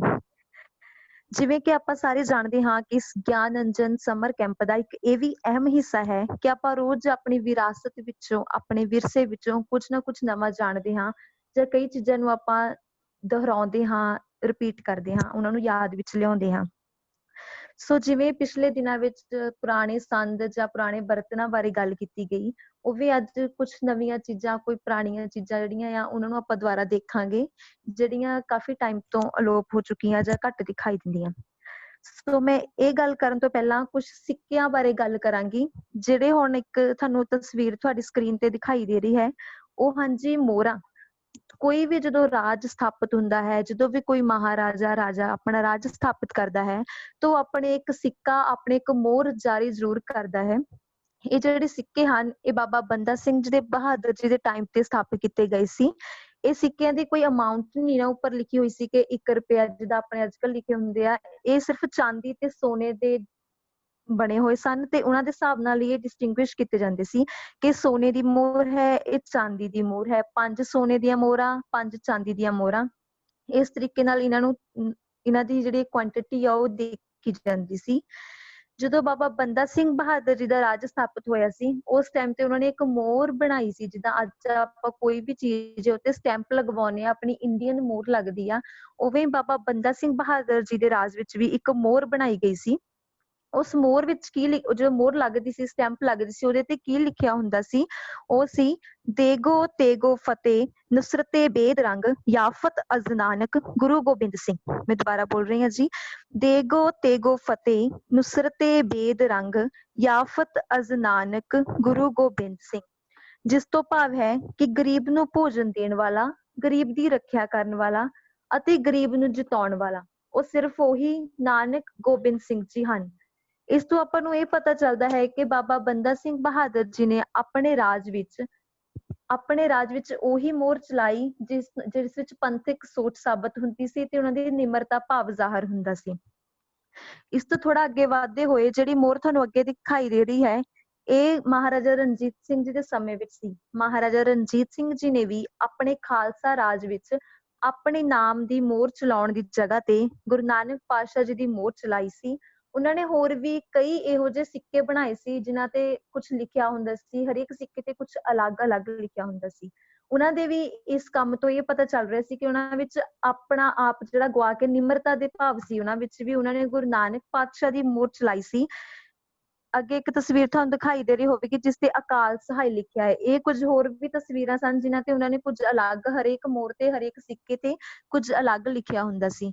ਇੱਕ ਹੋਰ ਗੱਲ ਹੈ ਜੀ, ਜਿਹੜੇ ਅੱਜ ਕੱਲ ਆਪਾਂ ਤੋਲਣ ਨੂੰ ਬੱਟੇ ਹੁੰਦੇ ਨਾ ਤੋਲਣ ਵਾਸਤੇ, 1 ਕਿਲੋ ਦਾ ਵੱਟਾ, 2 ਕਿਲੋ ਦਾ, ਇਹ ਵੀ ਮਹਾਰਾਜਾ ਰਣਜੀਤ ਸਿੰਘ ਜੀ ਦੇ ਰਾਜ ਤੋਂ ਬਾਅਦ ਹੀ ਚੱਲਣੇ ਸ਼ੁਰੂ ਹੋਏ। ਉਸ ਤੋਂ ਪਹਿਲਾਂ ਇਹ ਬੱਟੇ ਜਿਹੜੇ ਨਹੀਂ ਹੁੰਦੇ ਸਨ। ਮਹਾਰਾਜਾ ਰਣਜੀਤ ਸਿੰਘ ਜੀ ਦੇ ਰਾਜ ਵਿੱਚ ਇਹ ਬੱਟੇ ਬਣਾਏ ਗਏ ਤੇ ਇਹਨਾਂ ਬੱਟੇ ਜਿਹੜੇ ਉਸ ਤੋਂ ਬਾਅਦ ਇਹ ਯੂਜ਼ ਵਿੱਚ ਲਿਆਂਦੇ ਗਏ।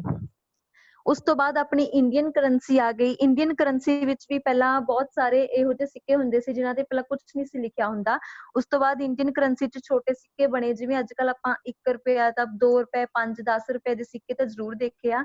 ਇਸ ਤੋਂ ਵੀ ਪਹਿਲਾਂ ਬਹੁਤ ਛੋਟੇ ਸਿੱਕੇ ਜਿਹੜੇ ਆ ਉਹ ਆਪਣੇ ਜਿਹੜੇ ਆ ਯੂਜ਼ ਕੀਤੇ ਜਾਂਦੇ ਸੀ, ਜਿੱਦਾਂ 1 ਪੈਸਾ, 2 ਪੈਸੇ, 3 ਪੈਸਾ, 5 ਪੈਸੇ, 10 ਪੈਸੇ, 25 ਪੈਸੇ ਦਾ ਸਿੱਕਾ ਹੁੰਦਾ ਸੀ, 50 ਪੈਸੇ ਦਾ ਤੇ 1 ਰੁਪਏ ਦਾ।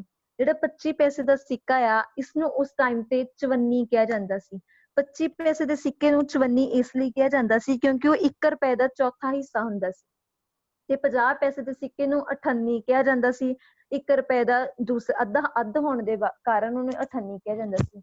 ਅੱਜ ਕੱਲ ਜਿਹੜਾ ਅੱਜ ਦਾ ਸਮਾਂ ਆ, ਇਹਨੂੰ ਆਪਾਂ ਪੈਸਾ ਯੁੱਗ ਕਹਿੰਦੇ ਹਾਂ ਜੀ, ਕਿਉਂਕਿ ਆਪਾਂ ਪੈਸੇ ਨਾਲ ਕੋਈ ਵੀ ਚੀਜ਼ ਜਿਹੜੀ ਆ ਖਰੀਦ ਲੈਂਦੇ ਆ। ਕੋਈ ਚੀਜ਼ ਆਪਾਂ ਨੂੰ ਚਾਹੀਦੀ ਆ, ਆਪਾਂ ਪੈਸੇ ਨਾਲ ਖਰੀਦ ਲੈਂਦੇ ਆ। ਪਰ ਪੁਰਾਣੇ ਸਮੇਂ ਵਿੱਚ ਏਦਾਂ ਨਹੀਂ ਸੀ ਹੁੰਦਾ। ਪੁਰਾਣੇ ਸਮੇਂ ਵਿੱਚ ਹਰ ਕੋਈ ਚੀਜ਼ ਜਿਹੜੀ ਉਹ ਸ਼ੇਅਰ ਕੀਤੀ ਜਾਂਦੀ ਸੀ ਜਾਂ ਉਹਨਾਂ ਦਾ ਵਟਾਂਦਰਾ ਕੀਤਾ ਜਾਂਦਾ ਸੀ। ਕਿਸੇ ਕੋਲ ਕੋਈ ਚੀਜ਼ ਹੁੰਦੀ ਸੀ ਜਾਂ ਕਿਸੇ ਕੋਲ ਕੋਈ, ਜਿਹੜੀ ਚੀਜ਼ ਦੀ ਲੋੜ ਹੁੰਦੀ ਸੀ ਉਹ ਐਕਸਚੇਂਜ ਕਰ ਲੈਂਦੀ ਸੀ, ਉਹਨੂੰ ਇੱਕ ਦੂਜੇ ਨਾਲ ਸ਼ੇਅਰ ਕਰ ਲੈਂਦੇ ਸੀਗੇ। ਤੇ ਉਸ ਟਾਈਮ ਤੇ ਜਿਹੜਾ 1 ਪੈਸਾ, 2 ਪੈਸੇ, 25 ਪੈਸੇ ਜਾਂ 50 ਪੈਸੇ, ਉਹ ਵੀ ਬਹੁਤ ਵੈਲਿਊਏਬਲ ਹੁੰਦੇ ਸੀ। ਇਹਨਾਂ ਦੀ ਵੀ ਉਸ ਟਾਈਮ ਤੇ ਬਹੁਤ ਕੀਮਤ ਹੁੰਦੀ ਸੀ। ਇਹ ਸਨ ਕੁਝ ਸਿੱਕਿਆਂ ਦੀ ਗੱਲ। ਉਸ ਤੋਂ ਅੱਗੇ ਮੈਂ ਥੋੜੇ ਟਾਈਮ 'ਚ ਬਸ ਕੁਝ ਅਜਿਹੀਆਂ ਤਸਵੀਰਾਂ ਦਿਖਾਉਂਗੀ, ਕੁਝ ਇਹੀਆਂ ਚੀਜ਼ਾਂ ਜਿਹੜੀਆਂ ਅੱਜ ਕੱਲ ਕੋਈ ਨੂੰ ਜਿਹੜੀਆਂ ਉਹ ਨਹੀਂ ਦਿਖਾਈ ਦਿੰਦੀਆਂ। ਜਿਵੇਂ ਕਿ ਅੱਗੇ ਤੁਹਾਡੀ ਤਸਵੀਰ 'ਚ ਤੁਹਾਨੂੰ ਦਿਖਾਈ ਦੇ ਰਹੀ ਹੈ ਜੀ ਥਾਪੀ। ਇਹ ਹੈਗੀ ਕੱਪੜੇ ਧੋਣ ਲਈ ਵਰਤੀ ਜਾਂਦੀ ਆ। ਅੱਜ ਕੱਲ ਆਪਾਂ ਵਾਸ਼ਿੰਗ ਮਸ਼ੀਨ 'ਚ ਆਪਣੇ ਕੱਪੜੇ ਧੋਂਦੇ ਹਾਂ। ਪਹਿਲਾਂ ਜਦੋਂ ਆਪਾਂ ਹੱਥਾਂ ਨਾਲ ਆਪਣੇ ਕੱਪੜੇ ਜਿਹੜੇ ਆ ਉਹ ਧੋਂਦੇ ਸੀ ਤਾਂ ਉਦੋਂ ਇਹਦੀ ਵਰਤੋਂ ਕੀਤੀ ਜਾਂਦੀ ਸੀ। ਅੱਗੇ ਇੱਕ ਤਸਵੀਰ ਹੈ ਜੀ ਜਿਹਦੇ ਵਿੱਚ ਬਹੁਤ ਸੋਹਣੇ ਤਰੀਕੇ ਨਾਲ ਆਪਣੀਆਂ ਸਾਰੀਆਂ ਜਿਹੜੀਆਂ ਕਈ ਚੀਜ਼ਾਂ ਦਿਖਾਈਆਂ ਗਈਆਂ ਨੇ, ਜਿਹੜੀਆਂ ਸਾਡੀਆਂ ਸੱਭਿਆਚਾਰਕ ਤੰਦਾਂ ਸਾਡੇ ਨਾਲੋਂ ਟੁੱਟ ਗਈਆਂ ਹਨ ਤੇ ਸਾਡੇ ਵਿੱਚੋਂ ਵਿਸਰ ਗਈਆਂ ਹਨ। ਇਹਨਾਂ ਵਿੱਚ ਕਈ ਚੀਜ਼ਾਂ ਹਨ। ਪਹਿਲੇ ਨੰਬਰ ਤੇ ਜਿਵੇਂ ਕਿ ਤੁਹਾਨੂੰ ਘੜਾ ਦਿਖਾਈ ਦੇ ਰਿਹਾ, ਆਪਾਂ ਕੱਲ ਵੀ ਘੜੇ ਦੀ ਗੱਲ ਕੀਤੀ ਸੀ। ਉਸ ਤੋਂ ਬਾਅਦ ਪਿੱਤਲ ਦੇ ਕੁਝ ਬਰਤਨ ਦਿਖਾਏ ਗਏ ਹਨ। ਪਹਿਲੇ ਸਮੇਂ ਵਿੱਚ ਰਾਜੇ ਮਹਾਰਾਜੇ ਪਿੱਤਲ ਦੇ ਬਰਤਨ ਜ਼ਿਆਦਾ ਵਰਤਿਆ ਕਰਦੇ ਸੀ। ਪਿੱਤਲ ਦੇ ਬਰਤਨਾਂ ਵਿੱਚ ਭੋਜਨ ਹੁੰਦਾ ਸੀ। ਮਿੱਟੀ ਦੇ ਬਰਤਨ ਵੀ ਹੁੰਦੇ ਸਨ, ਪਰ ਪਿੱਤਲ ਦੇ ਬਰਤਨ ਜਿਹੜੇ ਉਹ ਸ਼ਾਹੀ ਮੰਨੇ ਜਾਂਦੇ ਸੀ। ਪਿੱਤਲ ਦੇ ਇੱਥੇ ਇੱਕ ਪਤੀਲਾ ਦਿਖਾਇਆ ਹੋਇਆ ਹੈ, ਪਿੱਤਲ ਦੀ ਕਾਂਸੇ ਦੀ ਬਾਲਟੀ ਦਿਖਾਈ ਹੋਈ ਆ, ਪਿੱਤਲ ਦੀ ਪਰਾਤ ਦਿਖਾਈ ਆ ਜੀ। ਬਹੁਤ ਸੋਹਣੇ ਪਿੱਤਲ ਦੇ ਭਾਂਡੇ ਜਿਹੜੇ ਖਰਾਬ ਹੋ ਜਾਂਦੇ ਸੀ ਨਾ, ਇਹਨੂੰ ਆਪਾਂ ਕਲੀ ਕਰਵਾ ਲੈਂਦੇ ਹੁੰਦੇ ਸੀ, ਇਹ ਦੁਬਾਰਾ ਫਿਰ ਪਹਿਲਾਂ ਵਾਂਗੂ ਨਵੇਂ ਆ ਜਾਂਦੇ ਸੀ। ਅੱਗੇ ਛੱਜ ਦਿਖਾਇਆ ਹੋਇਆ ਹੈ। ਛੱਜ ਅੱਗੇ ਬਹੁਤ ਜ਼ਿਆਦਾ ਵਰਤਿਆ ਜਾਂਦਾ ਸੀ। ਅੱਜ ਕੱਲ ਤਾਂ ਛੱਜ ਆਪਾਂ ਕਈ ਰਸਮਾਂ ਜਾਂ ਕਈ ਤਿਉਹਾਰਾਂ ਵਿੱਚ ਹੀ ਦੇਖਦੇ ਹਾਂ। ਅੱਗੇ ਜਿਹੜਾ ਛੱਜ ਆ ਉਹਨੂੰ ਬਹੁਤ ਜ਼ਿਆਦਾ ਪਹਿਲੇ ਸਮਿਆਂ 'ਚ ਵਰਤਿਆ ਜਾਂਦਾ ਸੀ। ਅੱਗੇ ਵੀ ਕੁਝ ਪਿੱਤਲ ਦੇ ਕਾਂਸੇ ਦੇ ਬਰਤਨ ਦਿਖਾਏ ਹਨ ਜੀ। ਅੱਗੇ ਮੈਂ ਸਿਰਫ ਉਹਨਾਂ ਚੀਜ਼ਾਂ ਤੇ ਜ਼ਿਆਦਾ ਕਰਾਂਗੀ ਜਿਹੜੀਆਂ ਬਿਲਕੁਲ ਵਿਸਰ ਗਈਆਂ ਹਨ ਅੱਜ ਕੱਲ ਆਪਣੇ ਸਮੇਂ 'ਚੋਂ। ਇੱਕ ਨੀਚੇ 17 ਨੰਬਰ ਤੇ ਇੱਕ ਬਹੁਤ ਸੋਹਣੀ ਜਿਹੜੀ ਆ ਉਹ ਚਾਟੀ ਤੇ ਮਧਾਣੀ ਲੱਗੀ ਹੋਈ ਆ। ਜਿਵੇਂ ਕਿ ਆਪਾਂ ਕੱਲ ਚਾਟੀ ਦੀ ਗੱਲ ਕੀਤੀ ਸੀ, ਚਾਟੀ ਤੇ ਮਧਾਣੀ ਲੱਗੀ ਹੋਈ ਆ। ਇਹ ਮਧਾਣੀ ਵਿੱਚ ਅੱਗੇ ਦੁੱਧ ਰਿੜਕਿਆ ਜਾਂਦਾ ਸੀ। ਅੱਜ ਕੱਲ ਜਿਹੜੀਆਂ ਇਲੈਕਟ੍ਰੋਨਿਕਸ ਮਸ਼ੀਨਸ ਆ ਗਈਆਂ, ਜਿਹੜੀ ਮਧਾਣੀ ਉਹ ਵੀ ਇਲੈਕਟ੍ਰੋਨਿਕ ਆ ਗਈ। ਅੱਗੇ ਇਹ ਹੱਥ ਵਾਲੀ ਮਧਾਣੀ ਹੁੰਦੀ ਸੀ। ਇਹਦੇ ਨਾਲ ਇੱਕ ਚਰਖਾ, ਪੁਰਾਣੇ ਸਮੇਂ ਵਿੱਚ ਜਿਹੜੀਆਂ ਆਪਣੇ ਘਰ ਵਿੱਚ ਚਰਖਾ ਕੱਤਿਆ ਜਾਂਦਾ ਸੀਗਾ। ਸਾਰੇ ਜਾਣੇ ਮਤਲਬ ਕੱਪੜਾ ਆਪਣੇ ਜੋ ਵੀ ਉਹ ਘਰੇ ਹੀ ਬਣਾ ਲੈਂਦੇ ਸੀ। ਚਿਮਟਾ, ਚੱਕੀ, ਇਹ ਸਭ ਕੁਝ ਦਿਖਾਇਆ ਗਿਆ ਇਸ ਤਸਵੀਰ ਵਿੱਚ, ਜਿਹੜੇ ਅੱਜ ਕੱਲ ਬਿਲਕੁਲ ਦੇਖਣ ਨੂੰ ਨਹੀਂ ਮਿਲਦੇ। ਇਹ ਹੱਥ ਨਾਲ ਪੀਸਣ ਵਾਲੀ ਚੱਕੀ, ਜਿਸ ਨਾਲ ਆਪਾਂ ਕਾਫੀ ਕੁਝ ਹੱਥ ਨਾਲ ਘਰ ਵਿੱਚ ਪੀਸ ਲੈਂਦੇ ਸੀ। ਚਿਮਟਾ ਵਰਤਿਆ ਜਾਂਦਾ ਸੀ। ਇੱਕ ਜਿਹੜੇ 19 ਨੰਬਰ ਤੇ ਇਹ ਲਾਲਟੇਨ ਦਿਖਾਈ ਗਈ ਹੈ ਜੀ, ਇਹ ਵੀ ਪੁਰਾਣੇ ਸਮੇਂ ਵਿੱਚ ਬਹੁਤ ਵਰਤੀ ਜਾਂਦੀ ਸੀ। ਕਈ ਘਰਾਂ ਵਿੱਚ ਤਾਂ ਇਹ ਅੱਜ ਵੀ ਏਦਾਂ ਪਿੱਤਲ ਦੇ ਬਰਤਨ ਜਾਂ ਲਾਲਟੇਨ ਏਦਾਂ ਦੀਆਂ ਚੀਜ਼ਾਂ ਸਜਾਵਟ ਵੱਲੋਂ ਰੱਖੀਆਂ ਗਈਆਂ ਹਨ। ਲਾਲਟੇਨ ਜਿਹੜੀ ਹੈ ਜੀ ਕੱਚ ਦੀ ਹੁੰਦੀ ਸੀ, ਬਾਹਰੋਂ ਬਰਤਨ ਇਹਦੇ ਅੰਦਰ ਇੱਕ ਬੱਤੀ ਜੀ ਜਲਾ ਕੇ ਉਹ ਬਾਹਰੋਂ ਬੰਦ ਕਰ ਦਿੱਤਾ ਜਾਂਦਾ ਸੀ। ਇਹਦੀ ਇਹ ਖਾਸੀਅਤ ਸੀ ਕਿ ਹਵਾ ਹਨੇਰੀ ਵਿੱਚ ਵੀ ਬੁਝਦੀ ਨਹੀਂ ਸੀ। ਜਾਂ ਘਰ ਵਿੱਚ ਤਾਂ ਲੋਕੀ ਦੀਵੇ ਜਲਾ ਕੇ ਰੱਖ ਲੈਂਦੇ ਸੀ, ਪਰ ਬਾਹਰ ਹਵਾ 'ਚ ਕਿਤੇ ਜਾਣ ਵੇਲੇ ਉਹ ਲਾਲਟਨ ਲੈ ਕੇ ਜਾਂਦੇ ਸੀ, ਕਿਉਂਕਿ ਹਵਾ ਨਾਲ ਵੀ ਉਹ ਬੰਦ ਨਹੀਂ ਸੀ ਹੁੰਦੀ, ਕਿਉਂਕਿ ਉਹਦੇ ਆਲੇ ਦੁਆਲੇ ਇੱਕ ਕੱਚ ਦੀ ਜਿਹੜੀ ਆ ਉਹ ਲੱਗੀ ਹੁੰਦੀ ਸੀ। ਅੱਗੇ ਨਲਕਾ ਦਿਖਾਇਆ ਗਿਆ ਹੈ ਜੀ। ਨਲਕਾ ਅੱਜ ਕੱਲ੍ਹ ਨਲਕੇ ਬਿਲਕੁਲ ਅਲੋਪ ਹੋ ਚੁੱਕੇ ਹਨ। ਅੱਗੇ ਨਲਕਿਆਂ ਨਾਲ ਪਾਣੀ ਕੱਢਿਆ ਜਾਂਦਾ ਸੀ, ਅੱਜ ਕੱਲ੍ਹ ਸਾਰਿਆਂ ਦੇ ਘਰੇ ਮੋਟਰ ਸਮਰਸੀਬਲ ਬੋਰਸ ਹੋ ਚੁੱਕੇ ਹਨ। ਅੱਗੇ ਜਿਹੜੇ ਨਲਕਾ ਆ ਹਰੇਕ ਘਰ ਵਿੱਚ ਹੁੰਦੇ ਸੀ, ਨਾਲ ਨਾਲ ਗੇੜ ਕੇ ਪਾਣੀ ਕੱਢਿਆ ਜਾਂਦਾ ਸੀ। ਸ਼ਾਇਦ ਇਸ ਲਈ ਆਪਣੀਆਂ ਜਿਹੜੀਆਂ ਸਿਹਤਾਂ ਉਹ ਬਹੁਤ ਜ਼ਿਆਦਾ ਸਹੀ ਹੁੰਦੀਆਂ ਸੀ ਪਿਛਲੇ ਸਮੇਂ 'ਚ। ਅੱਗੇ ਵੀ ਕੁਝ ਪਿੱਤਲ ਦੇ ਬਰਤਨ, ਕਾਂਸੇ ਦੇ ਬਰਤਨ ਦਿਖਾਏ ਗਏ ਹਨ। ਅਗਲੀ ਤਸਵੀਰ ਵਿੱਚ ਚੱਕੀ ਦਿਖਾਈ ਗਈ ਹੈ ਜੀ। ਮੈਂ ਥੋੜ੍ਹੀਆਂ ਤਸਵੀਰਾਂ ਸਾਂਝੀਆਂ ਕਰਾਂਗੀ ਜਿਹੜੀਆਂ ਆਪਣੀਆਂ ਵਿਰਸੇ ਵਿੱਚੋਂ ਹੁਣ ਘੱਟ ਦਿਖਾਈ ਦੇ ਰਹੀਆਂ ਹਨ। ਅੱਗੇ ਇੱਕ ਤਸਵੀਰ ਹੈ ਜੀ, ਉਹਨੂੰ ਸੁਰਮਚੀ ਕਹਿੰਦੇ ਆ, ਸੁਰਮਚੀ। ਇਹ ਪੁਰਾਣੇ ਸਮੇਂ ਵਿੱਚ ਬਹੁਤ ਹੀ ਕਾਮਨ ਜਿਹੜਾ ਸ਼ਿੰਗਾਰ ਦਾ ਪਾਰਟ ਮੰਨਿਆ ਜਾਂਦਾ ਸੀ। ਇਹਨੂੰ ਬਹੁਤ ਜ਼ਿਆਦਾ ਵਰਤੋਂ ਵਿੱਚ ਲਿਆਂਦਾ ਜਾਂਦਾ ਸੀ। ਇਹਦੇ ਨਾਲ ਜਿਹੜੇ ਔਰਤਾਂ ਸੁਰਮਾ ਪਾਉਂਦੀਆਂ ਸਨ, ਪਰ ਅੱਜ ਕੱਲ੍ਹ ਇਹ ਬਿਲਕੁਲ ਅਲੋਪ ਹੋ ਚੁੱਕੀ ਹੈ, ਇਹਨੂੰ ਕੋਈ ਯੂਜ਼ ਨਹੀਂ ਕਰਦਾ। ਇਹਦੀ ਜਗ੍ਹਾ ਬਹੁਤ ਨਵੇਂ ਤਰੀਕੇ ਆ ਗਏ ਹਨ, ਉਹਨਾਂ ਨੂੰ ਵਰਤਿਆ ਕੀਤਾ ਜਾਂਦਾ ਆ, ਤੇ ਇਹ ਜਿਹੜਾ ਆ ਬਿਲਕੁਲ ਅਲੋਪ ਹੋ ਚੁੱਕਾ ਆ, ਇਹ ਦਿਖਾਈ ਨਹੀਂ ਦਿੰਦਾ ਅੱਜ ਕੱਲ੍ਹ। ਅੱਗੇ ਜਿਹੜੀ ਤਸਵੀਰ ਆਪ ਜੀ ਨੂੰ ਦਿਖਾਈ ਦਿੰਦੀ ਹੈ ਉਹ ਹਨ ਜੀ ਮੰਜੇ। ਬਾਣ ਦੇ ਮੰਜੇ ਅੱਗੇ ਜ਼ਿਆਦਾ ਵਰਤੋਂ ਵਿੱਚ ਲਿਆਂਦੇ ਜਾਂਦੇ ਸੀ। ਬਾਣ ਕਈ ਵਾਰ ਟੁੱਟ ਜਾਂਦੀ ਸੀ, ਦੁਬਾਰਾ ਫਿਰ ਬਾਣ ਲਿਆ ਕੇ ਮੰਜੇ ਨੂੰ ਬੁਣ ਲਿਆ ਜਾਂਦਾ ਸੀ, ਜਿਹਨਾਂ ਦੀ ਜਗ੍ਹਾ ਅੱਜ ਕੱਲ੍ਹ ਆਪਾਂ ਬੈੱਡ, ਸੋਫਾ ਇਹਨਾਂ ਨੇ ਲਈ ਹੋਈ ਆ। ਬਾਣ ਦੇ ਮੰਜੇ ਬਹੁਤ ਅੱਗੇ ਯੂਜ਼ ਕੀਤੇ ਜਾਂਦੇ ਸੀ। ਸਾਰਾ ਪਰਿਵਾਰ ਇਕੱਠਾ ਵਿਹੜੇ ਵਿੱਚ ਮੰਜੇ ਢਾ ਕੇ ਉਹਦੇ ਉੱਤੇ ਬੈਠਦਾ ਸੀ। ਇਹ ਵੀ ਅੱਗੇ ਮੰਜੇ ਦੀ ਤਸਵੀਰ ਹੈ ਜੀ। ਅੱਗੇ ਜਿਹੜੀ ਤਸਵੀਰ ਹੈ ਉਹ ਪੱਖੀ ਦੀ ਜੀ। ਪੁਰਾਣੇ ਸਮੇਂ ਵਿੱਚ ਇਲੈਕਟ੍ਰੋਨਿਕਸ ਜਾਂ ਬਿਜਲੀ ਦਾ ਇੰਨਾ ਪ੍ਰਬੰਧ ਨਾ ਹੋਣ ਕਰਕੇ ਪੱਖੀਆਂ ਬਹੁਤ ਵਰਤੋਂ ਵਿੱਚ ਲਿਆਂਦੀਆਂ ਜਾਂਦੀਆਂ ਸੀ। ਪੱਖੀਆਂ ਦੇ ਜਿਹੜੇ ਯੂਜ਼ ਆ ਉਹ ਬਹੁਤ ਹੁੰਦਾ ਸੀ। ਅੱਜ ਕੱਲ੍ਹ ਆਪਾਂ ਕੋਈ ਛੋਟੀ ਮੋਟੀ ਪੱਖੀ ਆਪਣੇ ਬੈਗ 'ਚ ਜ਼ਰੂਰ ਰੱਖ ਲੈਂਦੇ ਹਾਂ ਟਰੈਵਲ ਕਰਨ ਟਾਈਮ, ਉਹ ਜਿਹੜੀ ਆਪਾਂ ਨੂੰ ਹੈਲਪ ਕਰਦੀ ਆ। ਪਰ ਪੁਰਾਣੇ ਸਮੇਂ 'ਚ ਜਿਹੜੀਆਂ ਪੱਖੀਆਂ ਹਰ ਘਰ ਵਿੱਚ ਬਹੁਤ ਇੱਕ ਇੰਪੋਰਟੈਂਟ ਹੁੰਦੀਆਂ ਸੀ ਉਹ, ਕਿਉਂਕਿ ਪੱਖੇ ਨਹੀਂ ਸੀ ਹੁੰਦੇ, ਬਿਜਲੀ ਨਹੀਂ ਸੀ ਹੁੰਦੀ, ਪੱਖੀਆਂ ਝੱਲ ਕੇ ਹੀ ਸਾਰੇ ਆਪਣਾ ਜਿਹੜਾ ਆ ਉਹ ਗੁਜ਼ਾਰਾ ਕਰਦੇ ਸੀ। ਜਿਵੇਂ ਜਿਵੇਂ ਟਾਈਮ ਚੇਂਜ ਹੁੰਦਾ ਆ, ਆਪਣੀਆਂ ਜਿਹੜੀਆਂ ਟੈਕਨੀਕਸ ਚੇਂਜ ਹੁੰਦੀਆਂ ਆ, ਆਪਾਂ ਉਵੇਂ ਅਡੈਪਟ ਕਰ ਲੈਂਦੇ ਹਾਂ। ਟਾਈਮ ਦੇ ਨਾਲ ਚੇਂਜ ਹੋਣਾ ਤਾਂ ਬਹੁਤ ਜ਼ਰੂਰੀ ਆ, ਪਰ ਟਾਈਮ ਦੇ ਨਾਲ ਨਾਲ ਜਿਹੜੀਆਂ ਚੇਂਜ ਹੋ ਗਈਆਂ ਚੀਜ਼ਾਂ, ਆਪਣੀਆਂ ਪੁਰਾਣੀਆਂ ਚੀਜ਼ਾਂ, ਉਹਨਾਂ ਨੂੰ ਯਾਦ ਰੱਖਣਾ ਵੀ ਉਨਾ ਹੀ ਜ਼ਰੂਰੀ ਆ। ਸੋ ਇਹ ਸਭ ਕੁਝ ਕਹਿੰਦੀ ਹੋਈ ਮੈਂ ਖਿਮਾ ਦੀ ਜਾਚਕ ਹਾਂ। ਵਾਹਿਗੁਰੂ ਜੀ ਕਾ ਖਾਲਸਾ, ਵਾਹਿਗੁਰੂ ਜੀ ਕੀ ਫਤਿਹ। ਉਹਨਾਂ ਦੀ ਬੀਬੀ ਤਰਨਜੀਤ ਕੌਰ ਜੀ ਹੋਰਾਂ ਨੇ ਸਾਡੇ ਨਾਲ ਪੁਰਾਣੇ ਜਿਹੜੀਆਂ ਰਵਾਇਤੀ ਚੀਜ਼ਾਂ ਜਿਹੜੀਆਂ ਸਾਡੇ ਵਿਰਸਾ ਸੀਗੀਆਂ ਸਾਡੇ ਕਿਸੇ ਸਮੇਂ ਸਾਡੇ, ਤੇ ਉਹ ਅੱਜ ਭੁੱਲਦੀਆਂ ਜਾ ਰਹੀਆਂ, ਵਿਸਰਦੀਆਂ ਜਾ ਰਹੀਆਂ, ਇਹਨਾਂ ਨੇ ਸਾਡੇ ਨਾਲ ਸਾਂਝੀ ਕੀਤੀਆਂ। ਬਹੁਤ ਬਹੁਤ ਧੰਨਵਾਦ ਜੀ। ਤੇ ਹੁਣ ਮੈਂ ਬੇਨਤੀ ਕਰਾਂ, ਜੋ ਸਾਡਾ ਅੱਖਰ ਗਿਆਨ ਗੁਰਮੁਖੀ ਲਿਪੀ ਬਾਰੇ ਜਾਣਕਾਰੀ ਜਿਹੜੀ ਹੈ ਸਾਡੇ ਨਾਲ ਸਾਂਝੀ ਕਰਨਗੇ ਸਾਡੇ ਬਹੁਤ ਹੀ ਸਤਿਕਾਰਯੋਗ ਮਾਸਟਰ ਅਮਰਜੀਤ ਸਿੰਘ ਜੀ, ਜੋ ਬਲਾਕ ਮਾਸਟਰ ਟ੍ਰੇਨਰ ਨੇ ਜੀ ਨੰਗਲ ਤੋਂ।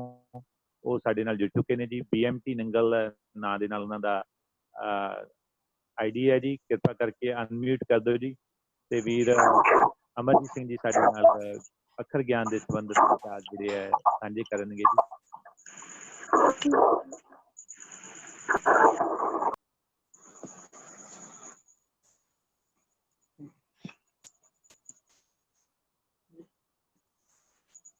ਹਾਂਜੀ ਪਿਆਰੇ ਬੱਚਿਓ, ਸਾਰਿਆਂ ਨੂੰ ਸਤਿ ਸ੍ਰੀ ਅਕਾਲ।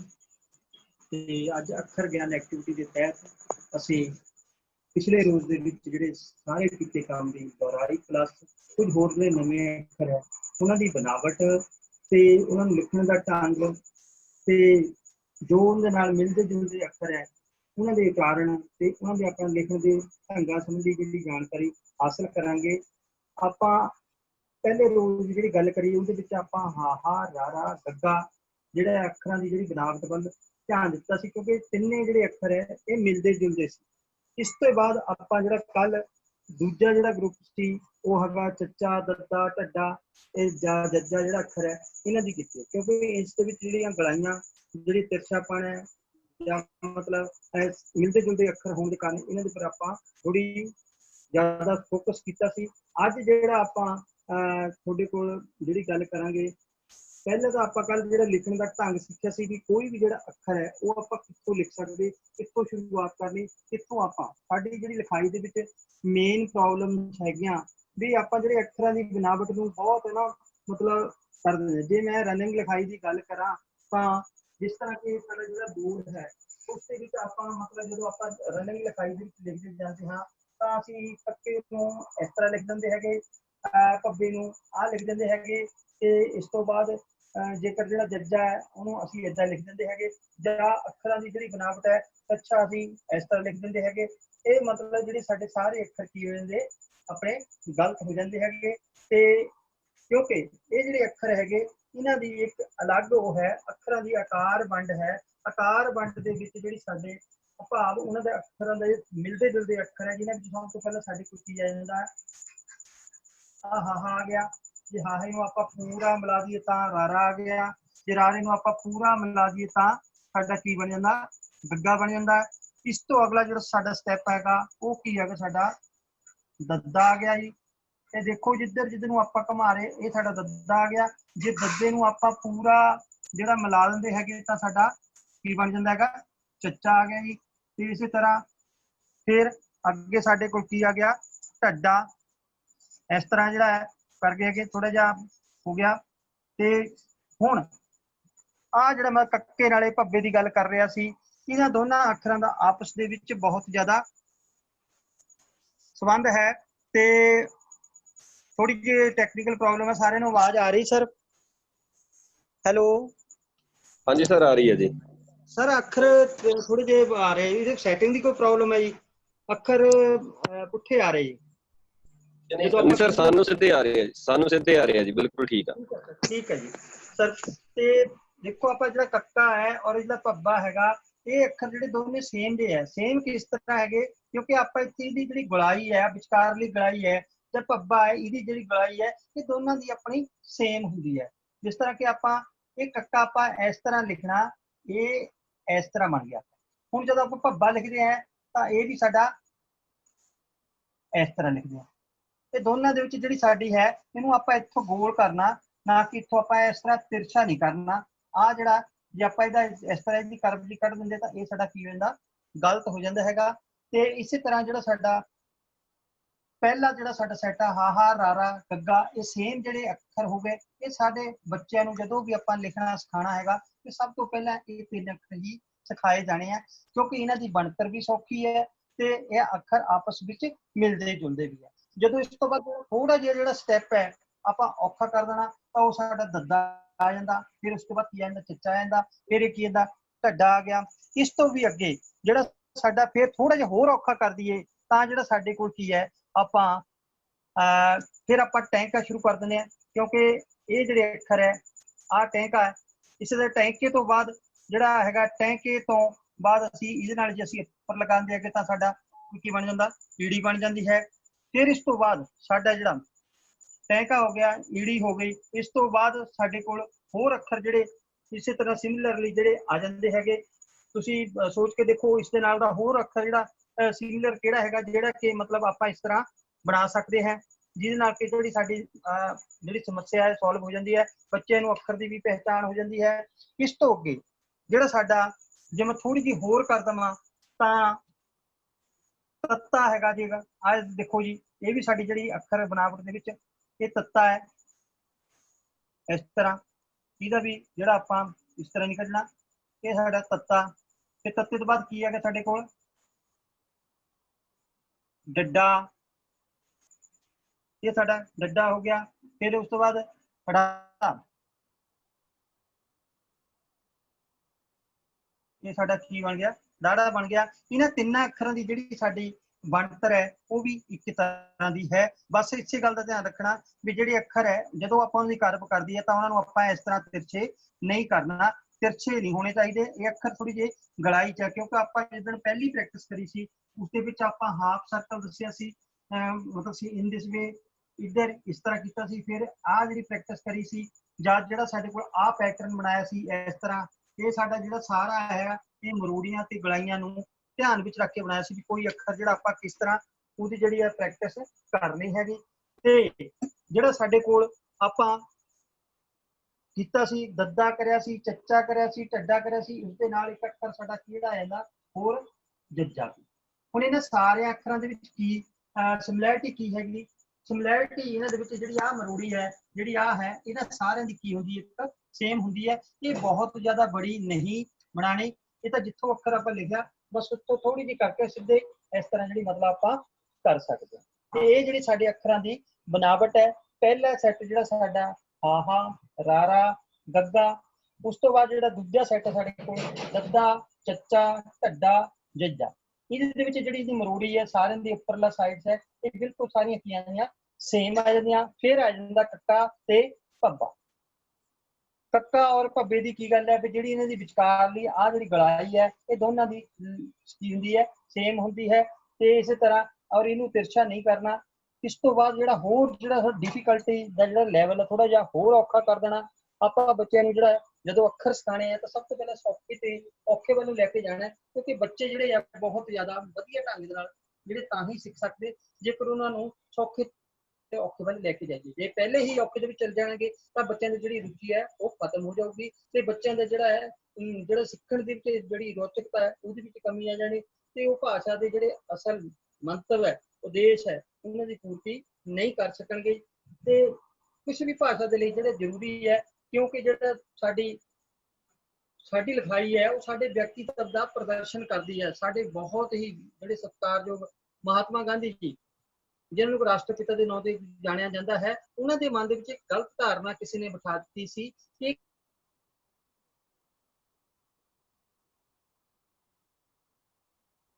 ਵਕਾਲਤ ਦੇ ਕੋਰਸ ਕਰਿਆ, ਉੱਥੇ ਆਪਣੇ ਜਿਹੜੇ ਸਾਥੀ ਅਧਿਆਪਕ ਮਤਲਬ ਸਾਥੀ ਜਿਹੜੇ ਨਾਲ ਉਹਦੇ ਵਕੀਲ ਸੀ, ਉਹਨਾਂ ਦੀ ਮਤਲਬ ਮਰੀ ਜਿਹੜੀ ਲਿਖਾਈ ਸੀ ਬਹੁਤ ਜ਼ਿਆਦਾ ਵਧੀਆ ਹੋਣ ਦੇ ਕਾਰਨ ਉਹ ਆਪਣੇ ਆਪ ਦੇ ਵਿੱਚ ਹੀਣ ਭਾਵਨਾ ਮਹਿਸੂਸ ਕਰਦੇ ਸਨ। ਉਹ ਕਹਿੰਦੇ ਵੀ ਕਾਸ਼ ਮੇਰੀ ਵੀ ਜਿਹੜੀ ਲਿਖਾਈ ਹੈ ਇੰਨੀ ਜ਼ਿਆਦਾ ਵਧੀਆ ਹੁੰਦੀ, ਕਿਉਂਕਿ ਜਿਹੜਾ ਕਿਸੇ ਦਾ ਜਿਹੜਾ ਉਹਦੇ ਵਿਚਾਰਾਂ ਨੂੰ ਜਾਣਨਾ, ਉਹਦੀ ਵਿਸ਼ੇ ਵਸਤੂ ਦੇ ਵਿੱਚ ਕਿੰਨੀ ਕੁ ਪਕੜ ਹੈ ਜਾਂ ਉਹਦਾ ਗਿਆਨ ਕਿੰਨਾ ਜ਼ਿਆਦਾ ਵਧੀਆ ਹੈ, ਉਹ ਤਾਂ ਹੀ ਸਾਨੂੰ ਪਤਾ ਲੱਗ ਸਕਦਾ ਜੇ ਉਹਦੀ ਲਿਖਾਈ ਵਧੀਆ ਹੋਵੇ ਤੇ ਉਹ ਸਹੀ ਢੰਗ ਦੇ ਨਾਲ ਪੜ੍ਹ ਲਿਖਣ ਹੋਵੇ। ਨਹੀਂ ਤਾਂ ਪੰਜਾਬੀ ਦੀ ਕਹਾਵਤ ਹੈ, ਲਿਖੇ ਮੂਸਾ ਪੜ੍ਹੇ ਖੁਦਾ ਵਾਲੀ ਗੱਲ ਹੋ ਜਾਂਦੀ ਹੈ ਕਿ ਜਿਸ ਬੰਦੇ ਨੂੰ ਆਪਣੀ ਲਿਖਤ ਹੀ ਪੜ੍ਹਨੀ ਨਹੀਂ ਆਉਂਦੀ ਤਾਂ ਉਹ ਦੂਜੇ ਲਈ ਕੀ ਕਰ ਸਕਦਾ। ਉਹ ਸਾਡੀ ਲਿਖਾਈ ਜਿਹੜੀ ਹੈ ਇੰਨੀ ਜ਼ਿਆਦਾ ਅਹਿਮੀਅਤ ਰੱਖਦੀ ਹੈ। ਉਸ ਤੋਂ ਪਹਿਲੇ ਮੈਂ ਉਦੋਂ ਵੀ ਤੁਹਾਨੂੰ ਦੱਸਿਆ ਸੀ ਵੀ ਜਿਹੜੀ ਸਾਡੀ ਲਿਖਾਈ ਹੈ ਇਹ ਮਨੁੱਖ ਦੇ ਸੁਭਾਅ ਨੂੰ ਵੀ ਡਿਫਾਈਨ ਕਰਦੀ ਹੈ ਕਿ ਮਨੁੱਖ ਦਾ ਸੁਭਾਅ ਕਿਸ ਤਰ੍ਹਾਂ ਦਾ ਹੈ। ਵਿੰਗੇ ਟੇਢੇ ਅੱਖਰ ਹੈ ਮਨੁੱਖ ਦੀ ਸੁਭਾਅ ਦੀ ਗੁੰਝਲਤਾ ਵੱਲ ਇਸ਼ਾਰਾ ਕਰਦੇ ਆ। ਜਿਹੜੇ ਸਾਫ਼ ਸਪਸ਼ਟ ਸੁੰਦਰ ਲਿਖਣ ਵਾਲੇ ਵਿਅਕਤੀ ਹੈ ਉਹ ਦੱਸਦੇ ਆ ਵੀ ਮਨੁੱਖ ਦਾ ਸੁਭਾਅ ਜਿਹੜਾ ਬਿਲਕੁਲ ਸਾਫ਼ ਹੈ, ਸਪਸ਼ਟ ਹੈ ਤੇ ਉਹ ਕਿਸੇ ਨਾਲ ਬੈਰ ਵਿਰੋਧ ਵਾਲੀ ਭਾਵਨਾ ਨਹੀਂ ਰੱਖਦਾ, ਭਾਵ ਸਾਊ ਤੇ ਸ਼ਰੀਫ ਇਨਸਾਨ। ਤੇ ਜਿਹੜੇ ਵਿੰਗੇ ਟੇਢੇ ਅੱਖਰ ਹੈ ਜਾਂ ਲਾਵਾਂ ਲਗਾ ਮਾਤਰਾਵਾਂ ਇਸ ਤਰ੍ਹਾਂ ਜਿੱਦਾਂ ਆਪਾਂ ਬੋਰਡ ਤੇ ਲਿਖਦੇ ਆਂਗੇ, ਮੈਂ ਲਿਖ ਦਿੰਦਾ ਜੀ ਇਸ ਤਰ੍ਹਾਂ, ਇਹ ਕੀ ਹੈਗੀ ਸਾਡੀ ਜਿਹੜੀ ਸੁਭਾਅ ਦੀ ਕਿਆ ਹੈ ਲਾਪਰਵਾਹੀ ਨੂੰ ਬਿਆਨ ਕਰਦੀ ਹੈ। ਜਦ ਕਿ ਇਹੀ ਚੀਜ਼ ਜੇ ਆਪਾਂ ਬੜੇ ਵਧੀਆ ਢੰਗ ਨਾਲ ਭਾਵੇਂ ਕਿ ਹੋ ਸਕਦਾ ਇਸ ਦਾ ਕਾਰਨ ਕੁਝ ਹੋਰ ਵੀ ਹੋ ਸਕਦਾ ਵੀ ਕਿਸੇ ਕੋਲ ਸਮੇਂ ਦੀ ਘਾਟ ਹੋਵੇ, ਪਰ ਫਿਰ ਵੀ ਜਿਹੜੇ ਸਾਡੇ ਵਿਚਾਰ ਹੈ, ਜਿਹੜੀ ਸਾਡੀ ਮਤਲਬ ਮਨ ਦੀ ਭਾਵਨਾ ਹੈ, ਜਿਹੜੀ ਸਾਡੀ ਕੋਮਲਤਾ ਜਾਂ ਸਾਡੇ ਜਿਹੜੇ ਸਵਾਦ ਦੀ ਜਿਹੜੀ ਭਾਵਨਾ ਹੈ ਉਹ ਸਾਡੀ ਅੱਖਰਾਂ ਦੀ ਬਨਾਵਟ, ਅੱਖਰਾਂ ਦੇ ਲਿਖਣ ਦੇ ਢੰਗ ਦੇ ਵਿੱਚ, ਚਾਹੇ ਲੈਂਗੁਏਜ ਕੋਈ ਵੀ ਹੋਵੇ, ਚਾਹੇ ਉਹ ਪੰਜਾਬੀ ਹੈ, ਚਾਹੇ ਉਹ ਹਿੰਦੀ ਹੈ, ਚਾਹੇ ਇੰਗਲਿਸ਼ ਹੈ, ਤੇ ਉਹ ਸਾਡੀ ਜਿਹੜੀ ਸਾਡੀ ਉਸ ਦੇ ਵਿੱਚ ਜਿਹੜੀ ਮਹਾਰਤ ਹੈ ਅੱਖਰਾਂ ਦੀ ਬਨਾਵਟ ਦੀ, ਲਿਖਣ ਦੀ, ਔਰ ਕਿਸ ਤਰ੍ਹਾਂ ਅੱਖਰਾਂ ਦੇ ਵਿੱਚ ਡਿਫਰੈਂਸ ਰੱਖਣਾ, ਲਗਾ ਮਾਤਰਾਵਾਂ ਕਿਵੇਂ ਪਾਉਣੀਆਂ ਹੈਗੀਆਂ। ਹੁਣ ਜਦੋਂ ਆਹ ਦੇਖਦੇ ਆ ਤਾਂ ਸਾਨੂੰ ਜਿਹੜੀਆਂ ਲਗਾ ਮਾਤਰਾਵਾਂ ਕਿਸੇ ਵੀ ਪੱਖੋਂ ਨਹੀਂ ਲੱਗਦੀਆਂ।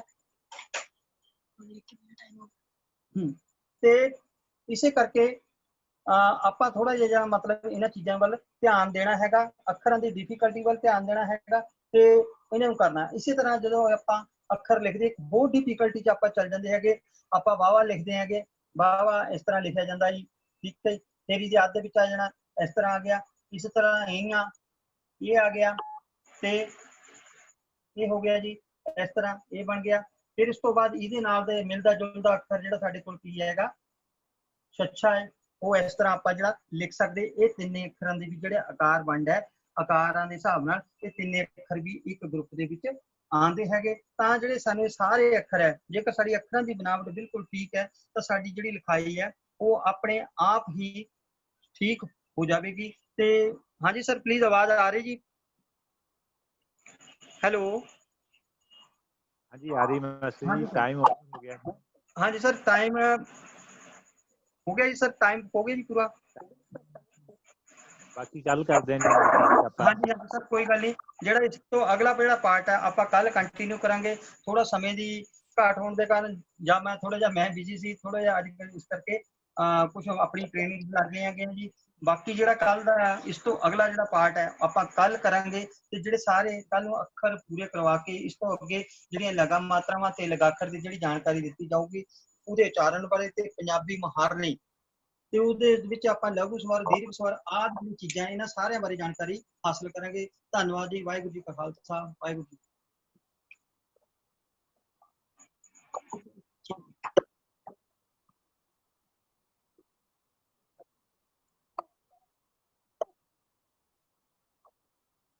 ਬਹੁਤ ਬਹੁਤ ਧੰਨਵਾਦ ਜੀ। ਇਹ ਸਨ ਮਾਸਟਰ ਅਮਰਜੀਤ ਸਿੰਘ ਜੀ ਨੰਗਲ ਤੋਂ, ਜੋ ਸਾਡੇ ਨਾਲ ਗੁਰਮੁਖੀ ਅੱਖਰ ਗਿਆਨ ਤੇ ਇਹਨਾਂ ਉਮਦਾ ਵਿਚਾਰ ਜਿਹੜੇ ਆ ਸਾਂਝੇ ਕੀਤੇ। ਬਹੁਤ ਬਹੁਤ ਧੰਨਵਾਦ ਵੀਰ ਜੀਆਂ ਦਾ। ਤੇ ਹੁਣ ਮੈਂ ਬੇਨਤੀ ਕਰਾਂ ਅੱਜ ਦੀ ਅਸਾਈਨਮੈਂਟ ਦੇ ਲਈ ਵੀਰ ਜਸ਼ਨਦੀਪ ਸਿੰਘ ਜੀ ਅਨੰਦਪੁਰ ਸਾਹਿਬ ਤੋਂ, ਕਿ ਉਹ ਬੱਚਿਆਂ ਨਾਲ ਅੱਜ ਦੀ ਅਸਾਈਨਮੈਂਟ ਜਿਹੜੀ ਹੈ ਉਹ ਸਾਂਝੀ ਕਰਨ। ਵੀਰ ਜਸ਼ਨਦੀਪ ਸਿੰਘ ਜੀ ਅਨੰਦਪੁਰ ਸਾਹਿਬ ਤੋਂ। ਵਾਹਿਗੁਰੂ ਜੀ ਕਾ ਖਾਲਸਾ, ਵਾਹਿਗੁਰੂ ਜੀ ਕੀ ਫਤਿਹ ਜੀ। ਹਾਂਜੀ, ਅੱਜ ਦੀ ਅਸਾਈਨਮੈਂਟ ਹੈ ਜੀ ਕਿ ਜਿਵੇਂ ਆਪਾਂ ਨੂੰ ਪਤਾ ਹੀ ਆ ਕਿ ਅੰਗਰੇਜ਼ੀ ਮਹੀਨੇ ਭਾਵ ਕਿ ਜਨਵਰੀ, ਫਰਵਰੀ ਵਗੈਰਾ, ਤੇ ਦੇਸੀ ਮਹੀਨੇ ਭਾਵ ਕਿ ਚੇਤ, ਵਿਸਾਖ, ਜੇਠ, ਹਾੜ ਵਗੈਰਾ ਵਗੈਰਾ, ਹਨਾ।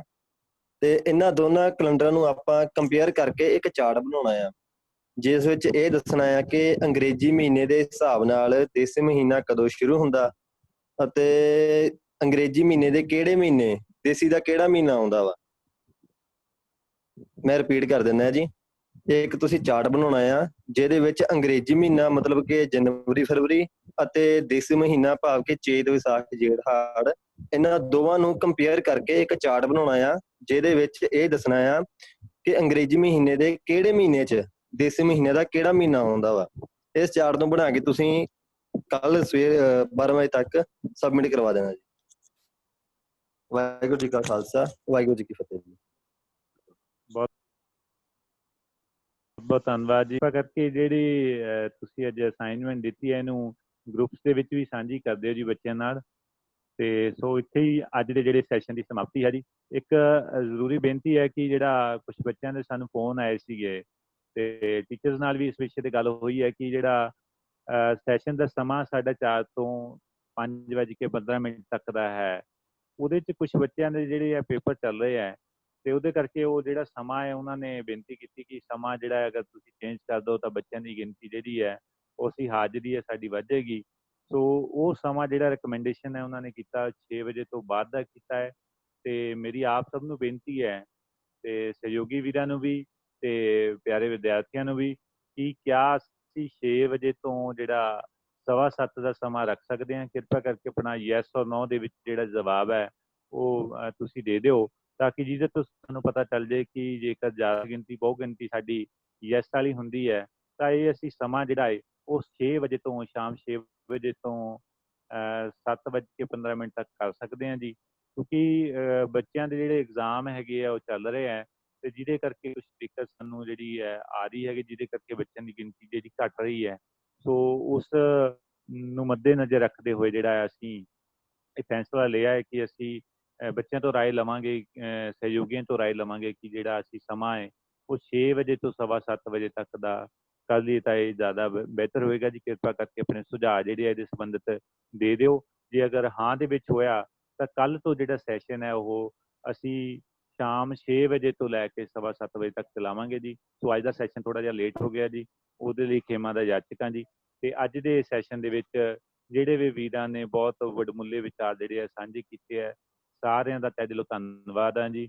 ਰਿਣੀ ਆ ਤੇ ਬੱਚਿਆਂ ਦੇ ਕੋਈ ਸਵਾਲ ਨੇ ਜੀ ਸੈਸ਼ਨ ਦੇ ਸੰਬੰਧਿਤ, ਵਿਸ਼ਿਆਂ ਦੇ ਸੰਬੰਧਿਤ, ਕਿਸੇ ਵੀ ਚੀਜ਼ ਨੂੰ ਲੈ ਕੇ ਉਹਨਾਂ ਦੇ ਮਨ 'ਚ ਸਵਾਲ ਉੱਠਦਾ ਹੈਗਾ ਤਾਂ ਉਹ ਸਾਡੇ ਨਾਲ ਜਿਹੜਾ ਸਾਂਝਾ ਕਰ ਸਕਦੇ, ਅਸੀਂ ਉਹਦਾ ਜਵਾਬ ਦੇਣ ਦੀ ਕੋਸ਼ਿਸ਼ ਕਰਾਂਗੇ ਜੀ। ਸੋ ਵੀਰ ਜੀ ਇੱਕ ਬੱਚੇ ਨੇ ਹੱਥ ਖੜਾ ਕੀਤਾ ਤੇ ਬਾਕੀ ਬੱਚਿਆਂ ਦੀ ਯੈਸ ਆ ਰਹੀ ਹੈ ਜੀ ਸਾਰਿਆਂ ਦੀ। ਓਕੇ ਜੀ। ਤੇ ਕਿਰਪਾ ਕਰਕੇ ਜਿਹਨਾਂ ਦਾ ਨੋਜ਼ ਦਾ ਹੈ ਤੁਸੀਂ ਆਪਣਾ ਰੀਜ਼ਨ ਲਿਖ ਦੇਣ ਜੀ ਤੇ ਵੀ ਕਿਉਂ ਉਹ ਜਿਹੜਾ ਸਮਾਂ ਜਿਹੜਾ ਉਹਨਾਂ ਲਈ ਢੁਕਵਾਂ ਨਹੀਂ ਹੈ ਤੇ ਉਹਦੇ ਤੇ ਵੀ ਵਿਚਾਰ ਕੀਤਾ ਜਾ ਸਕਦਾ ਹੈਗਾ ਜੀ। ਇੱਕ ਬੱਚੇ ਨੇ ਹੱਥ ਖੜਾ ਕੀਤਾ ਵੀਰ ਜੀ, ਲਈਏ ਵਿਚਾਰ ਲੈ ਲਓ ਜੀ, ਲਿਖ ਕੇ ਦੇ ਦੇਣ ਜੀ। ਲੇਟ ਹੋ ਰਹੇ ਆ ਜੀ ਪਹਿਲੇ। ਠੀਕ ਹੈ ਵੀਰ ਜੀ। ਕੱਲ ਦੇ ਜਿਹੜਾ ਪ੍ਰੋਗਰਾਮ ਹੈ ਜੀ ਉਹਦੇ ਵਿੱਚ ਅੱਜ ਅਸੀਂ ਥੋੜਾ ਚੇਂਜਸ ਕੀਤਾ ਸੀਗਾ ਕਿਉਂਕਿ ਸਰਦਾਰ ਰਵਿੰਦਰ ਸਿੰਘ ਜੀ ਹੋਰਾਂ ਨੂੰ ਕੋਈ ਕਾਰਜ ਸੀਗਾ, ਜਿਹਦੇ ਕਰਕੇ ਵੀਰ ਮਨਕਰਨ ਸਿੰਘ ਜੀ ਹੋਰਾਂ ਨੇ ਅੱਜ ਵਿਸ਼ਾ ਲਿਆ ਹੈਗਾ ਤਣਾਅ ਮੁਕਤ ਜੀਵਨ। ਤੇ ਕੱਲ ਸਾਡੇ ਨਾਲ ਸਰਦਾਰ ਰਵਿੰਦਰ ਸਿੰਘ ਜੀ ਜਥੇਬੰਦਕ ਸਕੱਤਰ ਜੋ ਉਹ ਟੀਚੇ ਅਤੇ ਪ੍ਰਾਪਤੀਆਂ ਵਿਸ਼ਾ ਸਾਡੇ ਨਾਲ ਸਾਂਝਾ ਕਰਨਗੇ ਜੀ। ਸੋ ਸਾਰਿਆਂ ਨੂੰ ਬੇਨਤੀ ਹੈ ਕਿ ਸਮੇਂ ਸੇ ਜੁੜਨਾ ਕਰਨਾ ਜੀ। ਤੇ ਸਮੇਂ ਦਾ ਜਿਹੜਾ ਉਹ ਹੈ 6 ਵਜੇ ਜੇ ਅਗਰ ਆਰੰਭਤਾ ਕਰਨੀ ਹੈ 6 ਤੋਂ 7:15 ਵਜੇ ਤਾਂ ਉਹ ਜਿਹੜਾ ਮੈਸੇਜ ਆਪਾਂ ਪਾ ਦੇਵਾਂਗੇ ਜੀ ਗਰੁੱਪ ਦੇ ਵਿੱਚ ਜੀ। ਸੋ ਇੰਨੀਆਂ ਕੁ ਬੇਨਤੀਆਂ ਪ੍ਰਵਾਨ ਕਰਨੀਆਂ ਜੀ, ਹੋਈਆਂ ਭੁੱਲਾਂ ਚੁੱਕਾਂ ਦੇ ਲਈ ਖਿਮਾ। ਫਿਰ ਦੁਬਾਰਾ ਇਸੇ ਸਮੇਂ 6 ਵਜੇ ਤੁਹਾਡੇ ਨਾਲ ਮਿਲਾਂਗੇ ਜੀ। ਵਾਹਿਗੁਰੂ ਜੀ ਕਾ ਖਾਲਸਾ, ਵਾਹਿਗੁਰੂ ਜੀ ਕੀ ਫਤਿਹ। ਵੀਰ ਜੀ ਇੱਕ ਬੇਨਤੀ ਕਰਨੀ ਹੈ ਸਾਰਿਆਂ ਨੂੰ ਕਿ ਜਿਨ੍ਹਾਂ ਨੇ ਵੀ ਕੋਈ ਸਵਾਲ ਹੈਗਾ ਆ ਉਹ ਆਪਣੇ ਗਰੁੱਪਾਂ ਦੇ ਵਿੱਚ ਪਾ ਸਕਦੇ ਆ, ਜਿਨ੍ਹਾਂ ਦਾ ਖਾਸ ਤੌਰ ਤੇ ਨਾਂ ਹੈਗਾ ਆ, ਤਾਂ ਕਿ ਉਹਨਾਂ ਤੇ ਵੀ ਵਿਚਾਰ ਕੀਤੀ ਜਾ ਸਕੇ। ਆਪਣੇ ਗਰੁੱਪਾਂ ਦੇ ਵਿੱਚ ਪਾ ਦਿਓ ਜੀ। ਵਾਹਿਗੁਰੂ ਜੀ ਕਾ ਖਾਲਸਾ, ਵਾਹਿਗੁਰੂ ਜੀ ਕੀ ਫਤਿਹ।